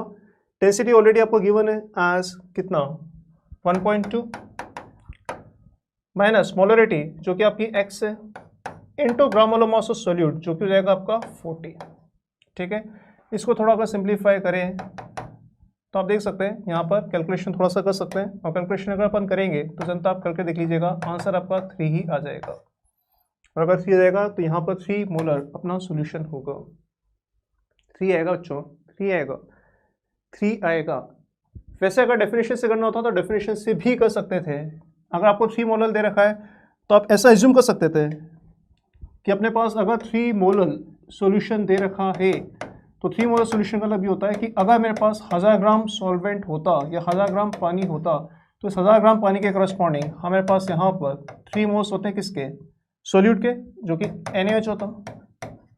ठीक है, राइट, इस तरीके से लिख सकते हैं। अगर 3 मोल्स NaOH होते हैं तो इसके करस्पॉन्डिंग वेट हम बोल सकते हैं 3 इंटू ग्राम मोलर मास, इसका 40 होता है, वेट आ जाएगा आपका 120 ग्राम। सॉल्वेंट का वेट पता है, सोल्यूट का वेट पता है, दोनों को ऐड कर हमें वेट ऑफ सॉल्यूशन मिल जाएगा। सॉल्यूशन का वेट आ जाएगा 1120 ग्राम, और डेंसिटी ऑफ सॉल्यूशन भी हमें गिवन है एज 1.12 ग्राम पर ml। ठीक है जनता, तो अगर वेट और डेंसिटी दोनों मालूम है तो इसको हम लोग यूज कर वॉल्यूम निकाल सकते हैं। तो वॉल्यूम ऑफ सॉल्यूशन किया जाएगा आपके पास वेट अपॉन डेंसिटी। करना चाहें तो कर सकते हैं, बेसिक से करना भी आना चाहिए हमें। ठीक है, तो यहाँ पर आप देख सकते हैं this is 1120 upon this is 1.12, volume आ जाएगा अपने पास 1000 ml। 1000 ml मतलब बेसिकली 1 लीटर, और 1 लीटर के करस्पॉन्डिंग अगर हमारे पास 3 मोल्स हैं तो हम डायरेक्टली बोल सकते हैं कि जो मोलरिटी होगी वो कितनी होगी, 3 होगी। तो मैंने आपको ये फंडामेंटल तरीके से करके बताया कि किस तरीके से सोचे जा सकते हैं। तो आप अगर फॉर्मूला लगाना चाहें तो लगा सकते हैं, क्योंकि इस तरह के सवाल काफ़ी पूछे जाते हैं। और अगर हम लोग डेफिनेशन से करना चाहें तो चीज़ों लिखना नहीं चाहिए कि अगर आपके पास 3 मोलर सॉल्यूशन था, इसका मतलब 1000 ग्राम पानी के अंदर 1000 ग्राम सॉल्वेंट के करस्पॉन्डिंग हमारे पास यहाँ पर 3 मोल्स होंगे सोल्यूट के। जनता कर सकते हैं क्या, कर सकते हैं क्या? ठीक है, तो यहाँ पर हमें मोलारिटी पूछी है, आपको डायरेक्टली दे रखा है वॉल्यूम, सॉरी मोलारिटी दे रखा है, हमें डेंसिटी गिवन है। आप चाहें तो फॉर्मूला लगा सकते हैं, molarity M can be done as molarity into 1000 upon 1000 D minus molarity into molar mass of solute. ठीक है, तो यहाँ पे मोलरिटी ऑलरेडी गिवन है अपने पास 3, तो 3 इंटू 1000। ठीक है, डेंसिटी हमें दे रखा है कितना 1.25, तो 1000 इंटू 1.25, राइट, यहाँ पर वेट ऑफ सोल्यूशन हो जाएगा माइनस मोलरिटी 3 और मोलर मास ऑफ सोल्यूट अगर देखेंगे NaCl का मोलर मास ये होता है आपके पास 58.5, तो 58.5 से मल्टीप्लाई कर हम लोग जनता निकाल सकते हैं। ठीक है, अगर आप निकालेंगे, निकाल के आंसर आ जाएगा B बॉम्बे। आवश्यक नॉर्मलिटी के बाद अभी हम लोग करने वाले हैं रिडॉक्स के अंदर। नॉर्मलिटी के बाद हम लोग करने वाले हैं रिडॉक्स के अंदर। इस तरीके से इंटर कन्वर्जन के सवाल पूछे जाते हैं। क्या हम लोग ये सवाल कर सकते हैं, क्या हम लोग कंफर्टेबल हैं इन सब चीज़ों के अंदर? लेकर बताएं जनता, क्या हम लोग इस तरह के सवालों में कंफर्टेबल हैं क्या? ठीक है, मोलालिटी पूछा था बेटा, मोलालिटी ही पूछा था, क्या हम लोग कर सकते हैं? ठीक है, क्या हम लोग कर सकते हैं? कर सकते हैं। तो जनता मोल कॉन्सेप्ट की अगर अपन बात करें तो मोल कॉन्सेप्ट यही होता है। मोल कॉन्सेप्ट में आपसे अगर देखा जाए, और ध्यान रखें ना सिर्फ जी मेंस बल्कि जी एडवांस के लिए भी आप ये देखेंगे कि इतना ही अपने लिए काफ़ी का होता है। अगर हमें बेसिक मोल कैलकुलेट करना आ जाए, ठीक है, स्टोइचियोमेट्री यूज़ करना आ जाए, और कॉन्सेंट्रेशन टर्म्स अगर हमें आते हैं तो हम लोग बहुत आसानी से मोल के ना सिर्फ मेंस के बल्कि एडवांस के भी बहुत आसानी से सारे सवाल इजीली कर सकते हैं। यही सवाल पूछे जाते हैं जनता, इसी तरीके से सवाल पूछे जाते हैं, बहुत आसानी से हम लोग सॉल्व करके आगे बढ़ सकते हैं। ठीक है, कर पाएंगे, कर सकते हैं। मोल कॉन्सेप्ट आपका एकदम बेसिक होता है, ये बात एकदम सही है, मोल कॉन्सेप्ट ही आपका एकदम बेसिक होता है, और मोल कॉन्सेप्ट को यूज कर हम लोग बाकी टॉपिक्स को भी बहुत इजीली चीजें कवर कर सकते हैं। ठीक है।